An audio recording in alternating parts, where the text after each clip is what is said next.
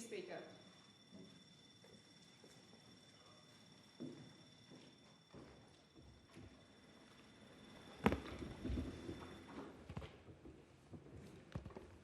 Are there any constituency statements by honourable members? And I call the member for Mayor. Thank you, Deputy Speaker. Well, last Friday was a big celebration in my community. We had the official opening of the new Mount Barker Aquatic and Leisure Centre, and this replaces our old mountain pool that was built in 1956 that was still in yards, and I can tell you from personal experience it was freezing cold, our old pool. But even before that pool, I was chatting with Jock, and he was telling me that before our old pool was built, people used to just swim in the creek. That was, and they even used to have celebrations and swims in the creek. But we have a new pool, and this has come from the hard work of my whole community. Real community advocacy, and there are a few people I'd really like to acknowledge. First of all, South Australian Independent MP Dan Cregan. Dan Cregan and I, he's the member for Carville, we've worked tirelessly for years to make this happen. There was $15 million that was contributed by the federal government. This has been going so long that was contributed back in 2018 and 19. I'd like to acknowledge Mount Barker Council, both the current Mayor David Leach but also the former Mayor Anne Ferguson, who worked tirelessly to make this happen. This new pool not only has 25-metre swim lanes, indoor pool for us. In the Adelaide Hills it's freezing, we desperately needed an indoor pool, but it also has much-needed hydrotherapy and a fantastic place for children. So this will be a fantastic facility for all of us for decades to come. I'd also like to acknowledge Sala. Sala is a wonderful festival that happens all throughout South Australia in the month of August. It's the South Australian Living Arts Festival, more than 700 events and thousands of artists, actually more than 9,000 artists. It started in 1998 and it's always in the month of August. I'd like to acknowledge one particular event. I went to quite a few Sala events in my community, but one that I opened, and that was Seasons Bounty Art Exhibition at Bethany Hall in Wollonga, and it really recognised and celebrated the wonderful produce that we create in Mayo. So it was wonderful to see so many artists. I actually bought myself a beautiful, it's my birthday in August, so I bought myself a little birthday present being some chickens, a beautiful piece of chicken, not the real thing. I lost those to foxes, but it's just wonderful to have this platform for our visual artists right across the South Australian community, and congratulations to all of the artists that exhibited right across South Australia with Sala. It's a very, very exciting exhibition, and for those who missed a Sala exhibition, please make sure that you get along to Sala. There's schools, there's different community groups, something for everyone. Thank you. Thank you. And I call the Assistant Minister for Competition, Charities and Treasury. Last weekend, a handful of speakers stood on the steps of our cities and shouted slogans against immigration. Their words aren't new. Some echoed the racist cries that have haunted Australia since the days when the White Australia policy was law.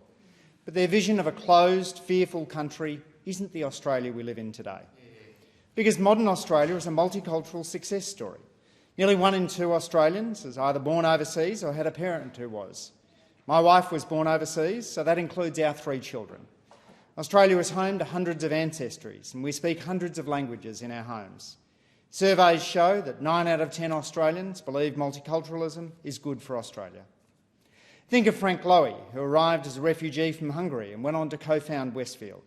Tan Le, who came as a Vietnamese boat person at age 4 and is today a global leader in neurotechnology. An Do, who fled war-torn Vietnam and became one of Australia's best-loved writers. Or astrophysicist Brian Schmidt, who built a global team to win a Nobel Prize. Consider sport. At the very moment anti-immigration rallies were taking place, the Sydney Marathon was being won by Ethiopia's Haileykom Kiros, who ran the fastest marathon ever on Australian soil, and Sifan Hassan of the Netherlands. As we waited in the starting pen, I chatted with athletes from India, Spain and the UK, and the biggest cheer was for Kenya's Eliud Kipchoge. My friend Arsenio Balasacan, a senior official in the Philippines government, was one of the many international runners who joined the race. And that's what it means to be a world marathon major. You welcome people from around the world. This weekend also saw the Canberra Raiders become minor premiers for the first time in 35 years. The Raiders lineup includes New Zealand-born Josh Papali, English-born Morgan Smithies, and Samoan-born Ata Mariota. The Green Machine is stronger because they draw on migrant talent. Across the economy, migrants are, on average, younger and more likely to start a business than the Australian-born. They pay more in taxes than they draw in benefits. They aren't just mouths to feed, but muscles to build and minds to inspire. Our universities thrive because international researchers bring ideas and energy. Our hospitals and aged care centres depend on migrant workers who care for our most vulnerable. So when the voices of hate call for exclusion, we must answer with evidence and with pride. Pride for an Australia where people from around the world come together to build something bigger than themselves. Pride in a multicultural nation that's more open, more dynamic and more generous than those who peddle fear will ever understand. That's the real story of Australian immigration.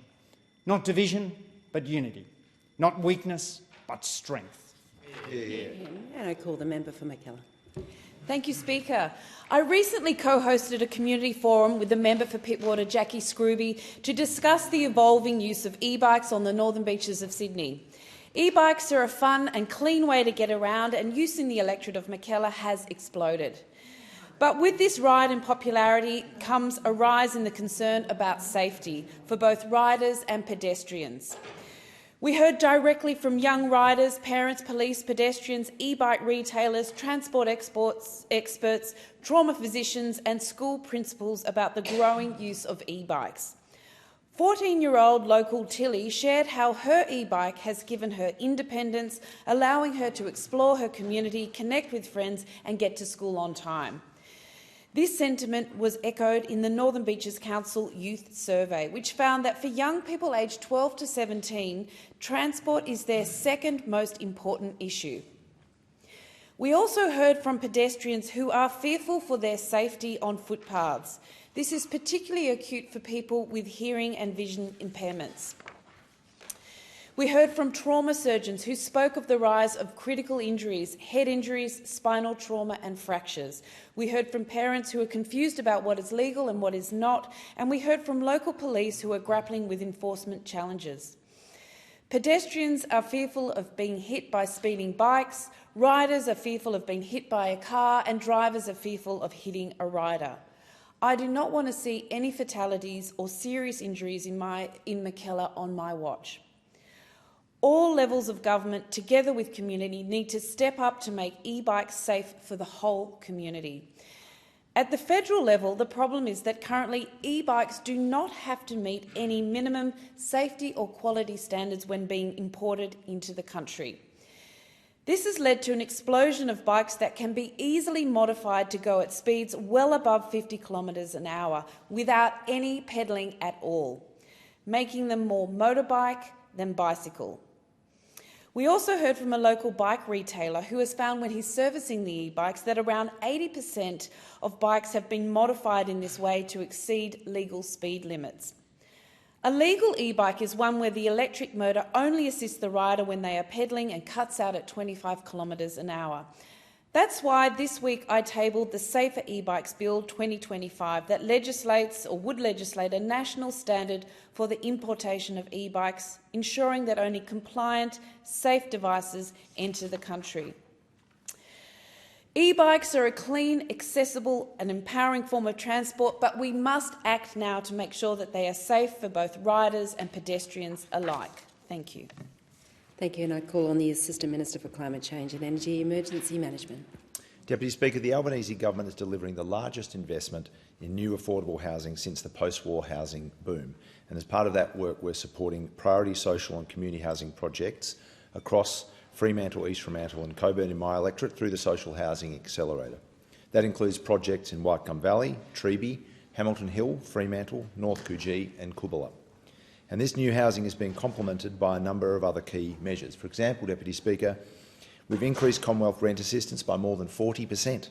We've introduced a new Commonwealth shared equity scheme, and we've provided strong incentives through the Build to Rent program and the expanded 5% home deposit scheme for first home buyers, which will save thousands of dollars for those seeking to buy a new home. We know the availability of affordable housing has reached crisis levels, and that's why we've provided $43 billion in record funding across a range of programs to deliver more dedicated social and community housing and more support for renters and first home buyers. Deputy Speaker, the Albanese Labor government knows that household solar energy and battery storage is also making a big difference to Australia's clean energy transition, and we're leading that transition because it represents Australia's strongest and most sustainable future. We've already seen a 45% increase in renewable energy generation since the election of the Albanese government. And of course, about half of Australia's renewable energy actually now comes from home solar. At the beginning of the Rudd Labor government, back in 2007, only 1 in 1,000 homes had solar PV. But thanks to the sustained effort now of 2 Labor governments, 1 in 3 Australian homes benefit from home solar, and in WA it is 2 in 5 homes. Australia has become the world leader in distributed solar energy, and now we're working to make sure that generation is matched with battery storage so we can get the maximum benefit from our abundant sunshine.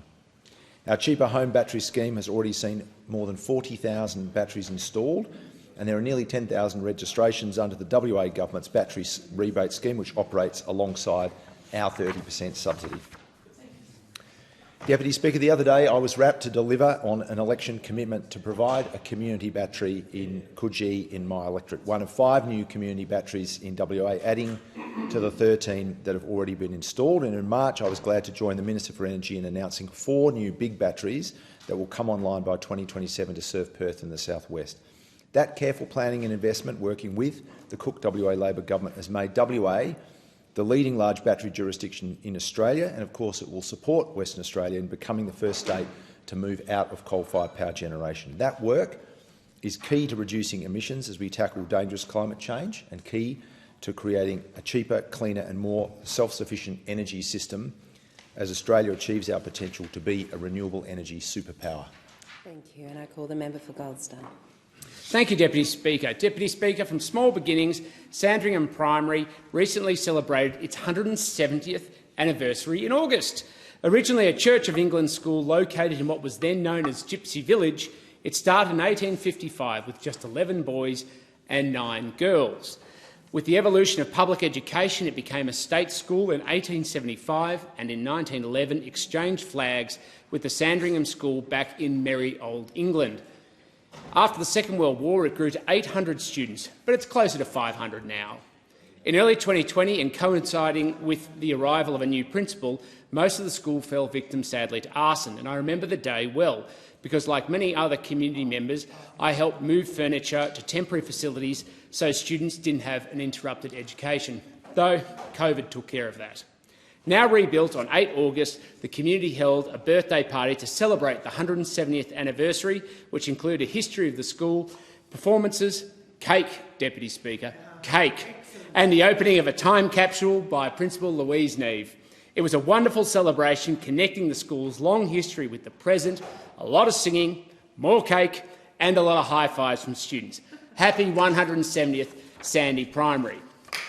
On Saturday at Hurlingham Park, the dads of Brighton East, the dads of Brighton Beach Primary Boomers, captained by Jay Pavey and Hugh O'Brien, valiantly took on the Brighton Primary Lions, captained by David Mason and Nick Kemp, in an epic footy contest that tested both teams.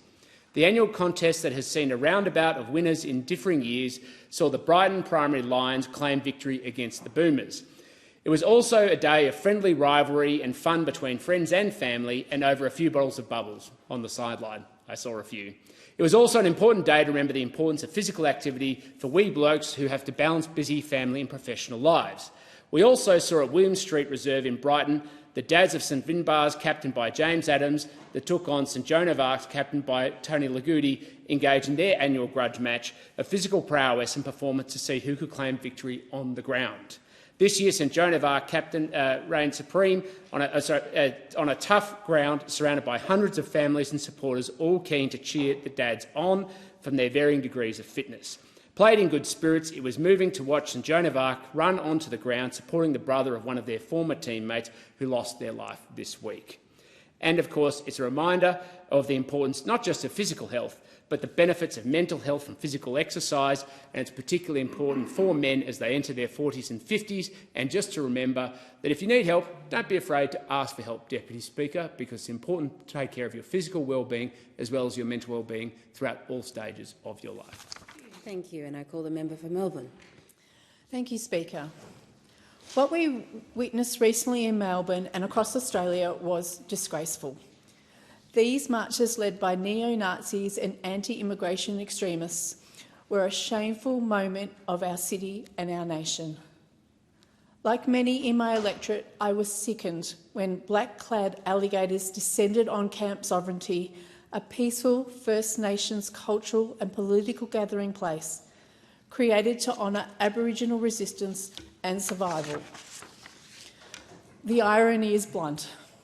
Australia's first people were expressing culture while thugs pretended to march for Australia, causing only violence. This was not a protest, this was an attack. They were trying to split our community apart, shut down voices that deserve respect, and bring back hurt for people who have already been through too much. This is not the city I know. I know a Melbourne that is a city of welcome, a place where people from all backgrounds live side by side, learn from each other and share their stories. A place where neighbours help one another, no matter where they come from or what language they speak. Even though what we have seen this last weekend has shocked us, we cannot let it define us. We can't let hate win over. We can't let hate and division win. The answer to hate isn't more hate, it's unity.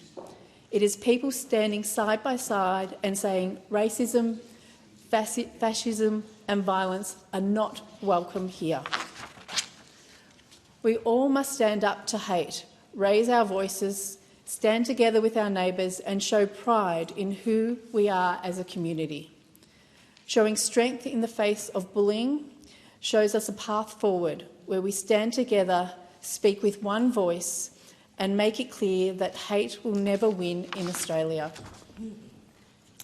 We know what happened on the weekend was shameful, but how we respond matters even more. The truth is, Australians stand up again and again to say, we will not accept racism. We will not let extremists take over our streets. Speaker, saying no to hate matters, but what is more powerful is when we back up that no with what we do in our daily lives. We must see it in our schools, we must see it in our workplaces, and we must see it in our neighbourhoods. That is how we show unity, not only in speeches here, but in the choices we must make, by living with respect and fairness. Hate is not welcome here.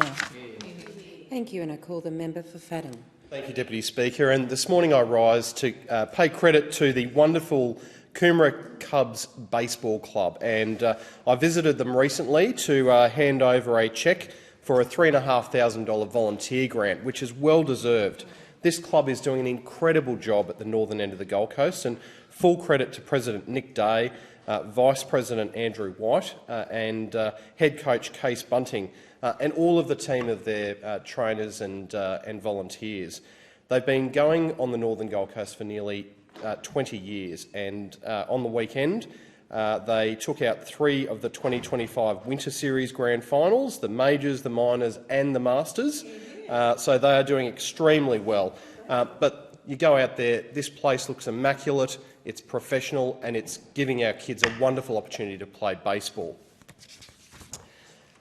Deputy Speaker, I recently visited the Northern Gold Coast Netball Association and caught up with Vice President Melissa Roberts, and of course I should give a shout out to President Anne Blom as well.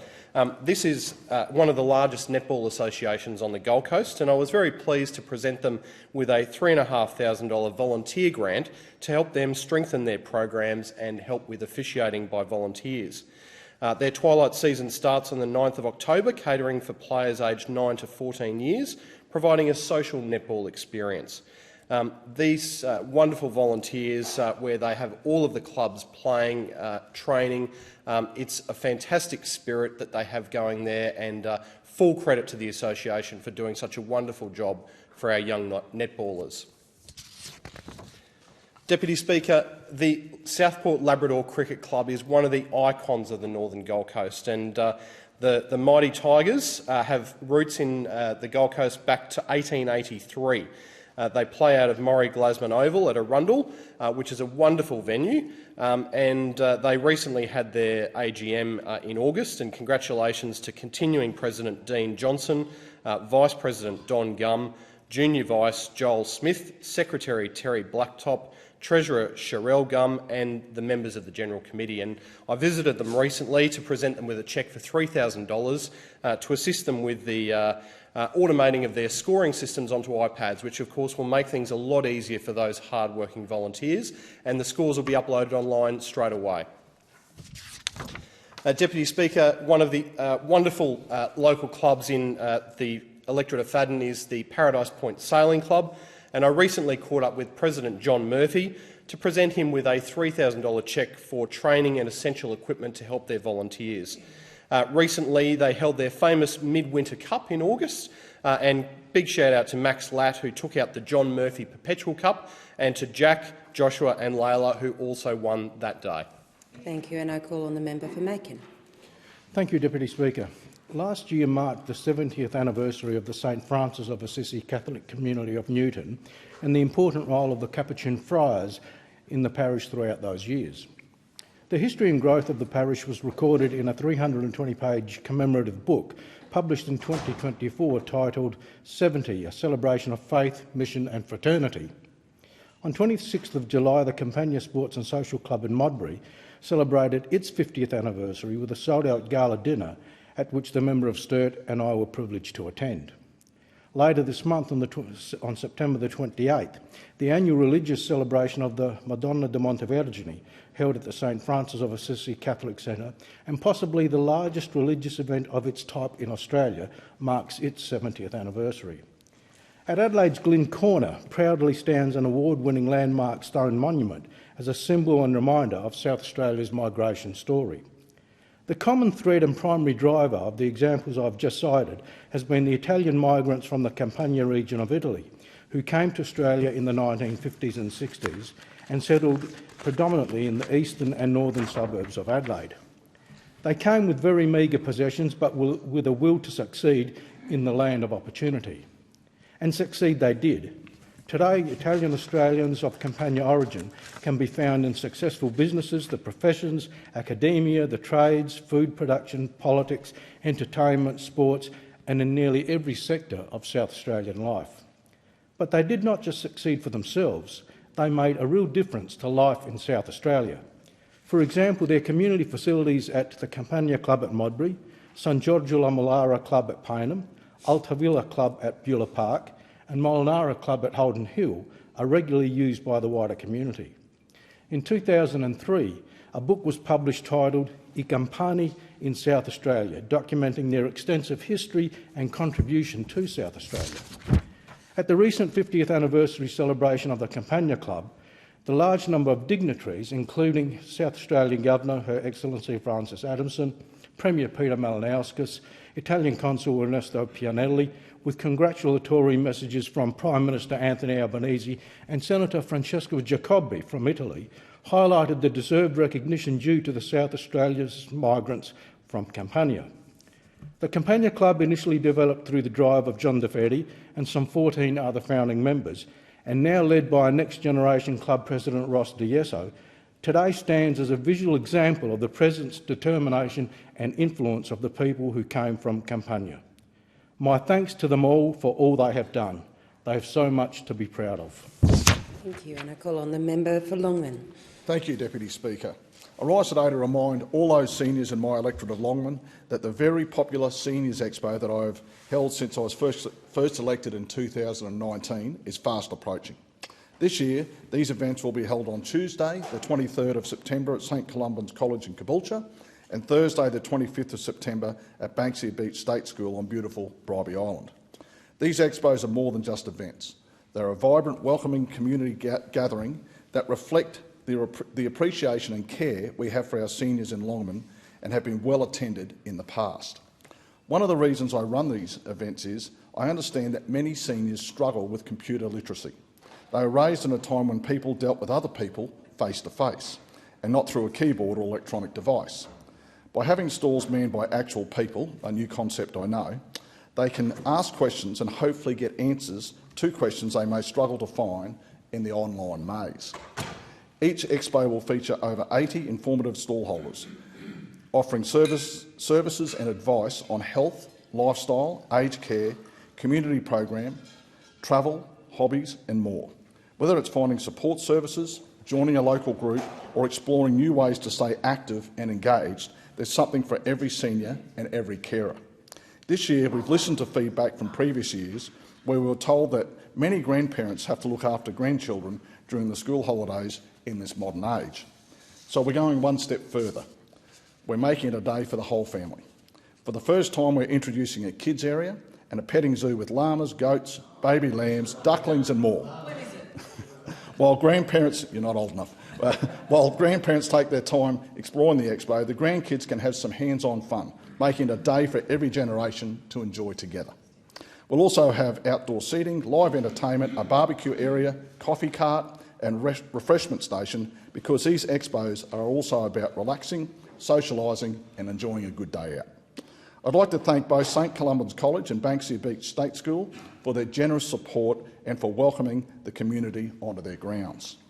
These expos are perfect for seniors, carers and families. They're a chance to connect, discover something new and share in the spirit of community. And best of all, entry is free, including a ticket to our lucky door prize. Deputy Speaker, I'm a proud advocate for seniors in Longman. I believe in old school values, values that respect and honour our elders. Seniors have worked hard, paid their dues and deserve peace of mind in retirement. These expos are a small way to show our appreciation and support.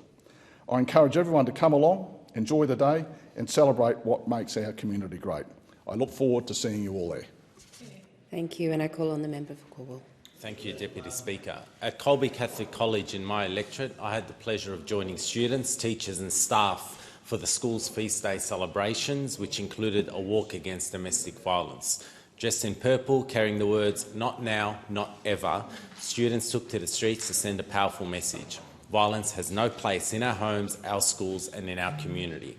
The statistics show why this leadership shown by the school is so critical. The Australian Institute of Health and Welfare reports that 1 in 4 women and 1 in 14 men have experienced a form of violence from an intimate partner since the age of 15. Nearly a quarter of women and 14% of men have experienced emotional abuse by a partner, and more than 1.6 million women and 745,000 men have endured economic abuse. These are disturbing figures, but they are not just numbers. They represent neighbours, friends, colleagues and families in every community. The truth is the cycle of violence can only be broken by education, prevention and cultural change. That is why what I saw at Colby mattered so much. It is education leadership provided for and by young Australians, like that shown by students in my community, that is the key to ending this awful cycle of abuse. I congratulate the students, teachers and staff at Colby for the incredible work done to highlight such an important social issue and for their ongoing advocacy. A truly grassroots effort, real action on the ground, one step at a time. Deputy Speaker, I recently had the pleasure of visiting Elevation Secondary College in Craigieburn, where I met with the student leadership team. Elevation is a school that lives its vision to be an inclusive, outward-looking community committed to improving student learning, well-being and outcomes for every young person. The school values are clearly lived out by the students I met, who represented this school with pride and with purpose. The student leaders I met are amongst our community's brightest, and Elevation is helping to grow the next generation of our leaders. Young people who are not only academically capable, but also community-minded, outward-looking and determined to make a difference. That is why I'm so proud to represent Cornwall, a place that embodies the values of fairness, opportunity and solidarity. and I will continue to fight for policies and programs that give every young person in our community the chance to live out their potential and to tackle every opportunity, engage in study, work and build independent lives. I congratulate the students, the teachers and all staff at Elevation Secondary College for their ongoing commitment to continuous learning and academic excellence. Thank you, and I call on the member for Latrobe. Thank you, Madam Deputy Speaker. I rise today to speak on the commendable work of two outstanding organisations, MicroAustralia and the Global Fund, and their tremendous contributions in serving communities both here in Australia and across our region. I've had actually many years working with MicroAustralia. Recently had the privilege to meet with the Micro Women's Leaders delegation in Parliament House, and can I say they were very impressive and very passionate. These advocates set a compelling agenda centred on the modern case for Australian aid grounded in the values of compassion and global responsibility. The delegation highlighted how effective aid not only fosters prevention, but also, very importantly, stability, but also bolsters security, aligning with Australia's strategic interests in the region. Their key priorities including building broad bipartisan support for aid, advocating for the restoration to 1% of the federal budget and advancing an urgent humanitarian package for Myanmar, and having the Minister in the Chamber for International Development, I'm sure she'll look at that very closely and very compassionately, as it's facing a very large humanitarian emergency.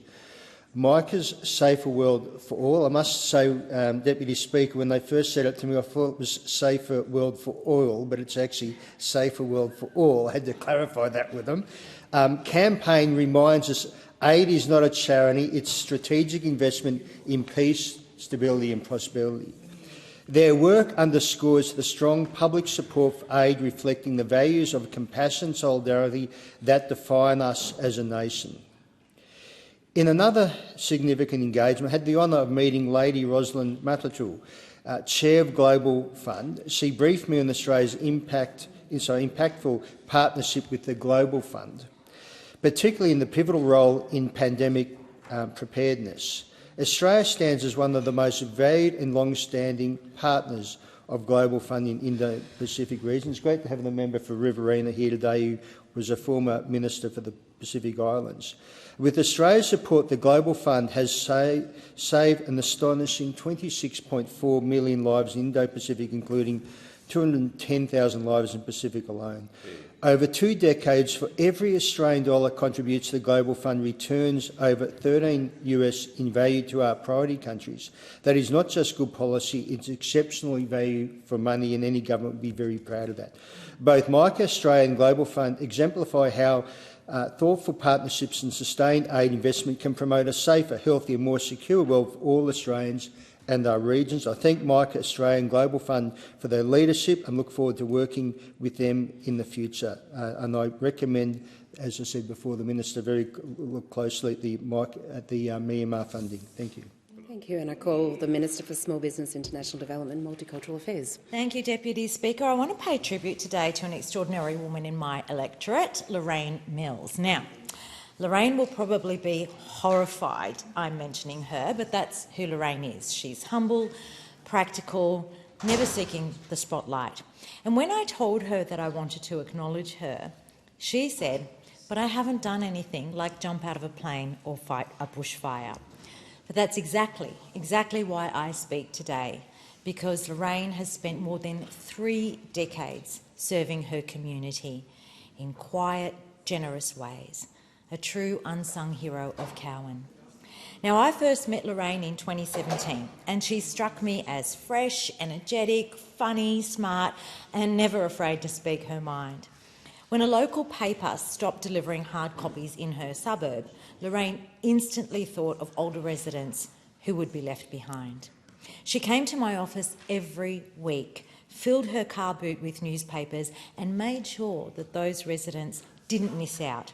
No fuss, no fanfare, just Lorraine being Lorraine. And one of the greatest contributions that she has made has been as a Justice of Peace. For more than 30 years, she has certified countless documents. She supported police, hospitals, courts and families, taking calls at all hours of the day, even at 2 a.m. in the morning. And for 15 years, she even ran a JP desk at New Park Shopping Centre, come rain, hail or shine. Lorraine is beloved by police officers, who she affectionately calls her coppers. Lorraine's service follows a family tradition. She was inspired by her father, Max, who himself was awarded an Order of Australia. Now, unfortunately, Deputy Speaker, health and age has required that Lorraine step back from her really active work across Cowan. Her remarkable chapter of service is ending, but her impact endures. Lorraine Mills is loyal, fierce, funny and kind. And Lorraine, on behalf of all of Cowan, I just want to say a huge thank you for your decades of service and selflessness. And in true Lorraine style, Deputy Speaker, I will finish my speech as she so often finished her letters to me, with words of encouragement. So Lorraine, you are loved, you are appreciated, and you will never be forgotten. Thank you, and thank you to Lorraine. I call on the member for Riverina. It's an odd thing to have a constituency statement where I cannot and will not name the constituent to whom I refer. And I cannot and will not, because if I do, this constituent will then face probably the fury of his neighbours, but also potentially of a company that is threatening to cover, litter his farmland and others besides with these insidious wind turbines. Now, they'll only do it on his farmland if he allows them. But what is happening in the Riverina and regional Australia per se is that we are getting wind turbines all over the place. It's turning it into an industrial junkyard on the back of this pursuit of net zero. And my constituent lives at Old Junee, and it's an area I know well because McCormacks have been farming there for more than 100 years. My great-grandfather James and my grandfather Tom, both buried in the Old Junee cemetery. And Tom's son Tony, my late uncle, and his son John, they have farmed there near Coffin Rock Lane as well. Now, my constituent says that whilst it's in the very early days in their discussions, my conversations with him, a neighbour, are amicable at the moment, I fear that I will eventually have a falling out with neighbours that I have had a close and good association with for many years. I find this unfair given that I am at a stage of my life that I'm currently looking to retire. He's been a generational family farmer. He says, apart from the undesirable aesthetics of the turbines and fins themselves, my biggest concern lies with the battery storage facility. This is because, one, most grid-scale battery energy storage systems today use lithium-ion batteries containing lithium iron phosphate, nickel, manganese, cobalt, etc. Two, if a cell overheats, it can trigger thermal runaway spreading to other cells. Three, this creates intense heat up to 1,000 degrees Celsius, fire and the venting of highly toxic gases. In addition, fire services are generally unable to control these fires and they allow them to burn out, which means that there is a long toxic smoke exposure and the land, livestock and humans for hundreds of metres to many kilometres downwind could be severely affected. Even though the risk is said to be minimal, any risk of all of this is totally unacceptable. And that's the sad reality. We've got volunteer rural fire services that are saying they are going to refuse to go out to these fires. This is the sad reality of the pursuit of net zero in the Riverina. We are going to be covered with these industrial turbines. They don't want them. Some do, and others don't. And the fact is, it is dividing families. It is dividing family friends who've been friends for many, many years. And the minister might have a mandate to govern, but he doesn't have a mandate to ruin my electorate. Thank you, and I call the member for Barton. Thank you, Deputy Speaker. On 30th of August 2025, it was an honour to celebrate 30 years of the Australian Chinese Soccer Association in Hurstville. 3 decades of passion for football, community spirit and friendship. When the association was first registered in 1995, after several months of hard work and preparation, no one could have predicted the scale of its growth. What began as a humble initiative has today become a thriving community organisation built on the dedication of presidents, patrons, sponsors, committee members and the relentless commitment of players and supporters. Over the years, ACSA has documented an incredible journey from local matches to international competition. It has left a very powerful imprint not only on the Chinese Australian community, but also on Australia's broader sporting and multicultural landscape. For 30 years, ACSA has proven that football is more than a game. It's a way to unite cultures, generations and communities. From local leagues to international tournaments, ACSA has carried the pride of our community onto the world stage. Even through the challenges of COVID-19 pandemic, when international competitions had to pause, ACSA found ways to keep the spirit very much alive by promoting senior football locally and investing in referee training to secure the future of the game. And now, post-pandemic, the association has returned stronger than ever. 6 teams in Penang in 2023, 5 teams in Nanchang in 2024, and this year excelling at the Taipei Masters Cup in the 65 and 70 age groups. These are remarkable achievements. But ACSA's contribution goes beyond tournaments, from supporting Eastwood Harmony Day, the Lebanese ALFA Cup and Home 789 to hosting international friendlies.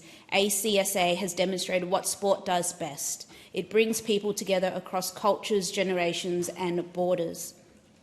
ACSA's legacy isn't measured in goals and awards, but in the friendship and connections and community spirit it has built. ACSA has shown us that when people come together for the love of the game, they also build stronger and more inclusive communities. Starting an organisation is hard, but sustaining it for 30 years takes vision, dedication and heart, and that's exactly what this association has shown. The Australian Chinese Soccer Association's 30-year journey is a story of dedication and perseverance. It is a legacy that inspires future generations not only to engage in football, but to carry forward the values of community, respect and cultural pride that this association represents. Congratulations, ACSA and Mr. Kim Mok, the chairman of the association. I wish every success as it continues to grow, compete and to inspire for the next 30 years and beyond. Thank you, and I call the member for Moncrieff. Well, in 2011, the Gold Coast Suns played our first AFL game against Carlton at the Gabba on April the 2nd. But the first true home game at then Metricon Stadium in Moncrieff came over a month later on May 28, where 155 players have since been and gone. And the club has seen 6 coaches. They've slotted 3,576 goals, played in 327 games at 22 different grounds in every state and territory, 2 games in China against Port in 2017 and 2018. The grind has been well and truly worth it, because now we're finals bound. And a journey that started when the AFL issued the Gold Coast Football Club a licence on 31 March 2009. And that's 5,993 days ago. I'm full of stats this morning. It may have taken us a little longer than our brothers at the Titans to secure a finals berth, but we did it. Raw heart in the heart of the Gold Coast, passion and emotion. 3 things we're not short of on the Goldie. And that translates when our sons take to the field. It also translates to our membership. Evident in the all-time membership record that reached new heights on Monday, 30,107 members. We certainly hold our own with a membership figure of that size and a well-deserved additional feather in the cap for this historic year. This marks 6 years in a row of membership records for the club. Our sons keep going from strength to strength, both on and off the field.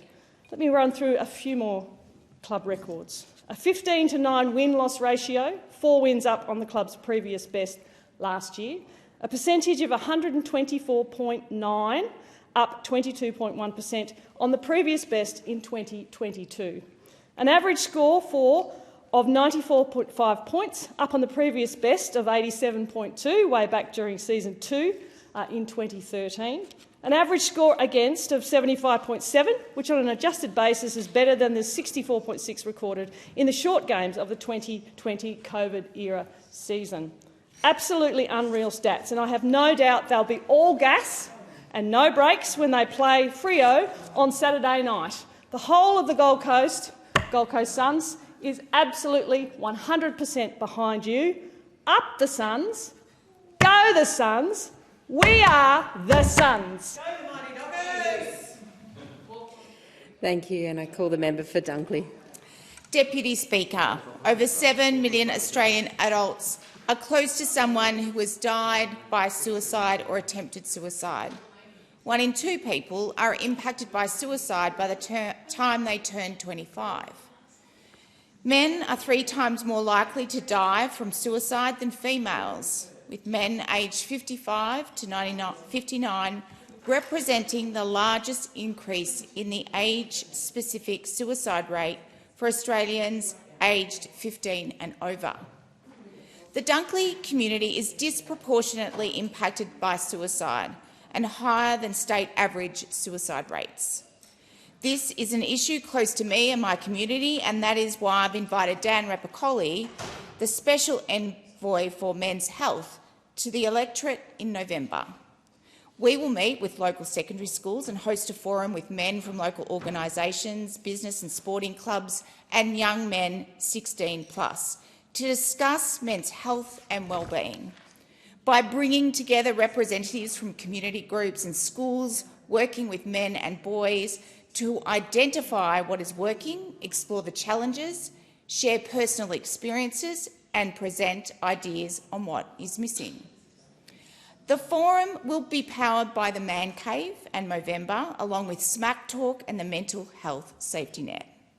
These organisations deliver great programs at a local, state and national level, providing awareness on mental health and wellbeing and the importance of reaching out for help if you are not travelling well. In light of International Suicide Prevention Day on the 10th of September, checking in on our mates, our female friends, those that are close to us, has never been more important. Deputy Speaker, it's Prostate Cancer Awareness Month, a disease that 1 in 6 Australian men are diagnosed with by the time they are 85. I currently know 4 men that have been dealing with this issue. Dave, my husband, was fortunate to survive prostate cancer. It all started with a finger up the clacker, is the name of my husband's memoirs that track his journey with prostate cancer over 8 years. Raising awareness this September could mean a father, brother, partner or son is diagnosed earlier and survival rates are higher. 3,330 men die each year from prostate cancer, more than breast cancer kills women. This is unacceptable. I want to use my voice and my experiences as a wife in this chamber to encourage all men over 40 to talk to their GP about prostate cancer testing as part of their regular checkups, because you never know. A finger up the clacker may save your life. Thank you, and luckily now it's blood tests. And I call on the member for Monash. Thank you, Deputy Speaker. And can I associate myself with the fine remarks of the member for Dunkley, particularly in relation to her comments as we prepare for World Suicide Prevention Day. As a former board member of Lifeline Gippsland, this is an issue that I'm particularly passionate about, and I want to recognise the very, very fine work that many mental health organisations in my electorate of Monash undertake. Tragically, it is the leading cause of death in Australia for those aged between 15 and 44. And we still have a rate of suicide in this country that is far too high. On Sunday, I had the great privilege of attending the unveiling of the Drouin Military Memorial, which is an amazing project and has been put together by the Drouin Anglican Church, veterans from the Drouin RSL and the broader community. They've done an absolutely magnificent job in planting elm trees which link to the Drouin RSL and other local community monuments, the cenotaph, and it commemorates the centenary of armistice for the First World War from 2014 to 2018. There are a number of veterans there that I want to recognise, including Rob McNabb and Graham Watt, who formerly was in charge of the Drouin Veterans Welfare Centre. He has done some remarkable work over 30 years advocating for veterans in our community. I also want to acknowledge that today the national accounts will be released, and for me, I think it's a question of are we better off? Productivity has been going backwards, and certainly the last national accounts that we saw a growth rate of 0.2% in the March quarter. And, Deputy Speaker, this has a really big impact on local organisations that look after people in my electorate of Monash that are really struggling. I particularly want to acknowledge Frankie's Community Kitchen. I went there with my mum actually earlier this year to peel vegetables and to support their kitchen crew. They do an amazing job of giving unused food from supermarkets and local restaurants a second chance in our community, and demand for their services has never been so high. I also want to acknowledge the Baw Baw Food Relief Centre run by the 4Cs, the 4 local churches in our community, and also the Coronella Food Bank, which I visited with Senator Jane Hume during the election. They do an absolutely magnificent job of all of that. More broadly, though, sporting infrastructure is incredibly important in the Monash electorate, and I want to affirm my very, very strong commitment to be able to fight for new infrastructure at Merboo North with their sporting oval, Fish Creek with their footy club, Moe with their swim club, getting those shade cloths and solar heating done, and all of the other magnificent sporting clubs right across the Monash electorate. Thank you. Thank you, and I call the member for Whitlam. I rise today to recognise the volunteers who operate the Illawarra Light Rail Museum, which is located at Albion Park in the electorate of Whitlam. A huge crowd attended the opening of the museum on the 10th of November 1984, and 4 decades later it attracts an extraordinary 40,000 visitors each year. These visitors come to see the wide range of historic light railway locomotives on exhibition, including some powered by steam, as well as passenger cars and other rolling stock. There is also the 1890 Yalla Railway Station building, which stood on the Illawarra main line between Dapto and Albion Park before it was closed to traffic in 1974, and a 1915 signal box from Otford, which was closed in 1985 due to electrification of the Illawarra line.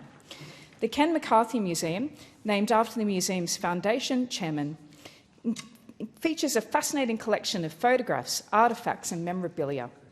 Visitors can enjoy a miniature train ride, and on allocated days they can experience a slice of history by taking a steam or diesel-driven journey on the museum's own narrow-gauge track. I was delighted to visit the Illawarra Light Railway Museum in June and discovered its volunteers are passionate about educating the public in relation to both the role of steam engines and other mechanical devices in light railway operations and industry in general, and the use of railways and tramways in the Illawarra region in particular. In today's fast-paced world, I congratulate these volunteers for preserving this important part of our history while educating and entertaining tens of thousands of visitors each year. Deputy Speaker, I rise today to pay tribute to Bowral and District Art Society, which recently celebrated an extraordinary milestone, its 75th anniversary. The organisation was founded in 1950 as Berrima District Art Society and held its early meetings in the Country Women's Association rooms in Mossvale and then Berrima Courthouse before moving in 1970 to its current premises in Bowral, thanks to the generosity of the Bent family. The name was changed from Berrima District Art Society to Bowral and District Art Society in 2006 and has been known as Bowral Art Gallery since 2016. However, the gallery's contribution to the community extends far beyond Berrima and Bowral. It's valued by all villages and towns in the Southern Highlands. Bowral Art Gallery provides a much-loved space for the community to view works of art, and just as importantly, it supports, nurtures and inspires both established and emerging local artists. I recently visited the gallery and learned this not-for-profit organisation has over 500 members and that it holds over 30 exhibitions each year and that hundreds of art students develop their practice annually by learning from over 30 tutors. Thank you, Speaker. Thank you, and I call the member for Flynn. Thank you, Deputy Speaker, and it's not often that the gods of politics smile upon me, because right here before me I have the member for McMahon, who is the Energy and Climate Change Minister, and I've got some questions for him. And it's all in relation to this report written by the Australian Academy of Technological Science and Engineering, and what they're proposing is decarbonising diesel industries and, in fact, taking away the diesel fuel rebate scheme from both the mining resource sector, agriculture, fisheries and forestry and the transport industry. And, Deputy Speaker, their conclusion says, and I will quote, increasing the cost of diesel in a targeted and balanced way, Australia can accelerate its industrial decarbonisation. Now, I would like to know, and to the Minister, exactly what is this going to cost the economy. There are 300,000 registered businesses that have fuel tax credit scheme, and I declare I am one of them, as are my sons. And I want to know how this is going to affect the economy. If you take away this diesel fuel rebate scheme, it will cost all of those producers more, and they will pass that cost on to the consumers, and ultimately that will drive the cost of living up even further. And furthermore to that, this report goes on to say that the safeguard mechanism, the 100,000 tonnes of emissions that affect 215 of the biggest companies in Australia, which is a cost impost on that, they are proposing to lower the threshold on the safeguard mechanism down to 25 tonnes. And again, that will affect many, many more businesses in Australia. We know in central Queensland there are 30% of those big businesses affected now, and how many more will now be affected, and what will the economic cost be? And this is an important topic to discuss, because the government simply will not answer what is the economic cost of the road that we're going on to decarbonisation and, in fact, trying to achieve net zero by 2050. So, to the Minister who is here listening to me, he should come out and tell us exactly what this is going to cost the economy, how many businesses will be affected, and how that will transfer itself to the cost of everything in respect to consumers, who that cost will be passed on to. So here we are, and I wait for the Minister's reply. Thank you, and I call the Minister for Climate Change and Energy. Thank you very much, Madam Deputy Speaker. In a world replete with humanitarian crises, from Gaza to Ukraine, it's sometimes very difficult for other crises to get attention in the world, or indeed here. And today I want to highlight just one: Sudan. Sudan is currently facing the world's largest hunger crisis and the world's largest displacement crisis, and the scale of suffering is unimaginable. Over half the population live in acute hunger, struggling each day for enough food to survive. 11 million people have fled their homes. Somewhere between half and a third of our population have fled their homes, often with nothing but the clothes on their backs, in search of safety and stability. You might ask, what's this got to do with Australia? Well, every humanitarian crisis, I think, in fact, impacts on every human in the world. In this case, Fatima Zakaria from my electorate, Blacktown, recently lost her sister and all 8 of her sister's children in an artillery strike. 8 of her nieces and nephews dead. This is not an isolated incident. Over 15,000 civilians are estimated to have been killed in Darfur alone since the conflict began. Many members of my community have lost family. Many think they've lost family but are unable to make any contact. On the 1st and 2nd of December last year, the Zazam camp came under heavy shelling. Located near Al Fasher, the camp hosts 500,000 people came under shelling. According to humanitarian agencies, access to food, clean water and medical treatment in Zazam is now almost non-existent. Tragically, 5 people killed and 18 were wounded. Madam Deputy Speaker, the list of incidents and tragedies goes on.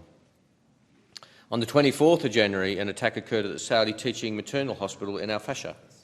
I'll say it again, an attack on a maternal hospital. The attack was carried out by the Rapid Support Forces and claimed the lives of at least 70 patients and wounded dozens. This was the only functional hospital in Al Fasher that was attacked. Then again, the Zazam attack. The Zazam camp came under attack. This time, Madam Deputy Speaker, 2,000 people lost their lives in one attack. As I said, this is one of the world's worst humanitarian crises, and I haven't seen it reported anywhere really in Australia. I'm not being critical of journalists. It's a very busy international environment, but it's right that it be noted, at least in this parliament. I want to thank my friend Musab Hassan, the chairperson of the Zaguara Association, the Zaguara Union in Australia, for talking to me about this, and I extend my best wishes and condolences to his entire community. Thank you. In accordance with Standing Order 193, the time for members' constituency statements has concluded, and I call the clerk. Government business, statement number 1, National Skills Week. Are there any statements? There being no further statements by honourable members, I call the clerk. Government business, order of the day number 1, National Infrastructure Facility, resumption on debate of the motion that the House take note of the document. And I call the member for Solomon. Thanks, Deputy Speaker. Since being appointed as the Prime Minister's Special Envoy for Northern Australia in July last year, I've been working with stakeholders, with governments, with local government, to deliver real outcomes for Northern Australia. These outcomes mean jobs, infrastructure that is much needed, and long-term prosperity for our Northern Australian communities. It's been a busy week in Darwin, my home, and the place that I'm proud to represent here, and a big week for resources industries across the north. I attended the Bush Summit on Monday in Darwin, and the NT Resources Week kicks off today at the fantastic Darwin Convention Centre, and I do want to give a shout out to Peter Savoff and his team, multi-award-winning team at the Darwin Convention Centre, for the great work that they do. NT Resources Week focuses on driving resources industry investment and trade opportunities in Northern Australia, and it combines 3 conferences in one. First, SEOC, the Southeast Asia Australia Offshore and Onshore Conference, which is Northern Australia's largest and longest established petroleum conference. Second, Mining the Territory Conference, which is Northern Australia's leading mining conference, taking a deep dive into our North Australian industry. And third, our Clean Energy and Decarbonisation Conference. We all know that the Northern Territory is at the forefront of Australia's energy transition, with projects like Sun Cable leading the way, tapping the incredible potential of solar energy, what I like to call Territory Gold, to power local industry and our neighbours' energy needs, Singapore and others in the future, to help assist us all achieve net zero emissions by 2050. The Albanese Labor government is fully committed to Northern Australia. We have worked to ensure that the Northern Australian Infrastructure Facility, NAIF, is supporting key projects that help unlock the North's potential and deliver tangible benefits to northern communities. We have also amended the NAIF investment mandate and statement of expectations so that the NAIF is able to invest in a much broader range of projects, ranging from resources, energy, airport upgrades, agriculture, aquaculture, social infrastructure, including social housing and university accommodation that is so needed. To date, NAIF has committed over $4.3 billion to 32 projects across Northern Australia, and I'm pleased to say that the NAIF has supported 8 projects in the Northern Territory, with loans totalling around $0.9 billion. We look forward to getting up over the $1 billion mark soon. These 32 projects in the north are forecast to generate more than $33 billion in public benefit and support thousands of jobs in the north. One of the most exciting developments is the Arafura Resources Nolans project, located north of Alice Springs. The Australian Government is proud to have invested in this project, the Nolans project, with support from the NAIF, the Export Finance Australia and the National Reconstruction Funds. This rare earths mine and processing facility will supply materials essential to electric vehicles, wind turbines and defence technologies, to name a few. It is expected to create hundreds of jobs and deliver long-term economic benefits to the Territory, particularly Central Australia, through logistics, services and training opportunities, strengthening our human capital and building skills for the future. The Nolans Rare Earth Project directly supports key government agendas, including the Critical Mineral Strategy 2023 to 2030, the Critical Mineral Strategic Reserve, Building Better Regions, Building a Future Made in Australia, and the G7 Critical Minerals Action Plan, to name a few. The NAIF is also supporting smaller innovative projects such as a local Territory startup called Environmental Keystones, which is leading the country with a groundbreaking green energy project. Environmental Keystones, supported by the CSIRO and Pyrochar, is building a world-first pyrolysis plant to convert green waste, that is palm fronds, clippings, wood chips, into biochar, syngas and bio-oil. This $8 million project, backed by the NAIF, will create 30 construction jobs and 12 ongoing roles. It is clean, smart and Territory-made, showing the world that the North can lead on innovation and not just play catch-up as we have done in the past, but lead. And we're proud to be doing so. I spoke earlier about how NAIF investment mandate and statement of expectations has been amended so that the NAIF is able to invest in a broader range of projects, ranging to agriculture and those mentioned earlier, social housing.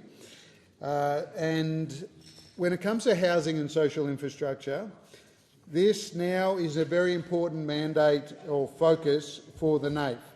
We know that housing supply issues is important not just for the big cities in the south but for the north as well. If we are to grow and prosper in the north, and we need to grow population, we need investment in housing and community infrastructure to attract workers and capital. People want to come and live in Northern Australia, but we need to catch up in our social infrastructure and housing. Last year I had the opportunity to visit in Cairns the Community Senior Housing Project, which is funded with a loan of up to $140 million in partnership with Housing Australia and Queensland's Housing Investment Fund. This is Queensland's biggest social and affordable housing project, and it will deliver a whopping 490 homes in Warree, a suburb to the south of Cairns, and using innovative construction methods, more than 20 housing modules have already been installed at the site and is currently on track for construction to be complete by the end of 2026. This project is a great example of how the NAIF can boost social infrastructure and genuinely make lives better for people living in the north. And this particular project in Cairns is very special because it addresses housing challenges for senior members of the Cairns community, the elders of the Cairns community who can be vulnerable to risks of homelessness and, of course, loneliness. But this seniors community village that we're building there with NAIF support will absolutely address that. Importantly, using the innovative construction methods, it provides a powerful model for other parts of Northern Australia, and I'm very eager to promote those. Certainly in Darwin, we've got some of the similar challenges, and very keen for the proponent in Cairns to look a bit further to the west for another great opportunity, hopefully backed by the NAIF. To ensure that the NAIF remains fit for purpose, last year our government appointed an independent expert panel to review the NAIF Act. The panel was chaired by my good friend and former colleague, former member of this place, former member for Lingiari, the Honourable Warren Snowden. working alongside Dr Lisa Caffrey and Professor Peter Yu, all long-term champions of the North. Their review recognises the importance of the NAIF in Northern Australia and makes 21 recommendations aimed at strengthening the outcomes that the NAIF can deliver. Our government is currently considering the review's recommendations and will respond in due course. Our focus will remain on ensuring that the NAIF can continue to deliver real outcomes for the North. To inform its recommendations, the panel received 40 written submissions, held 85 targeted meetings with stakeholders from all levels of government, industry, First Nations organisations, research groups and regional development bodies. They attended 6 site visits to consider current and potential outcomes of NAIF investments as well.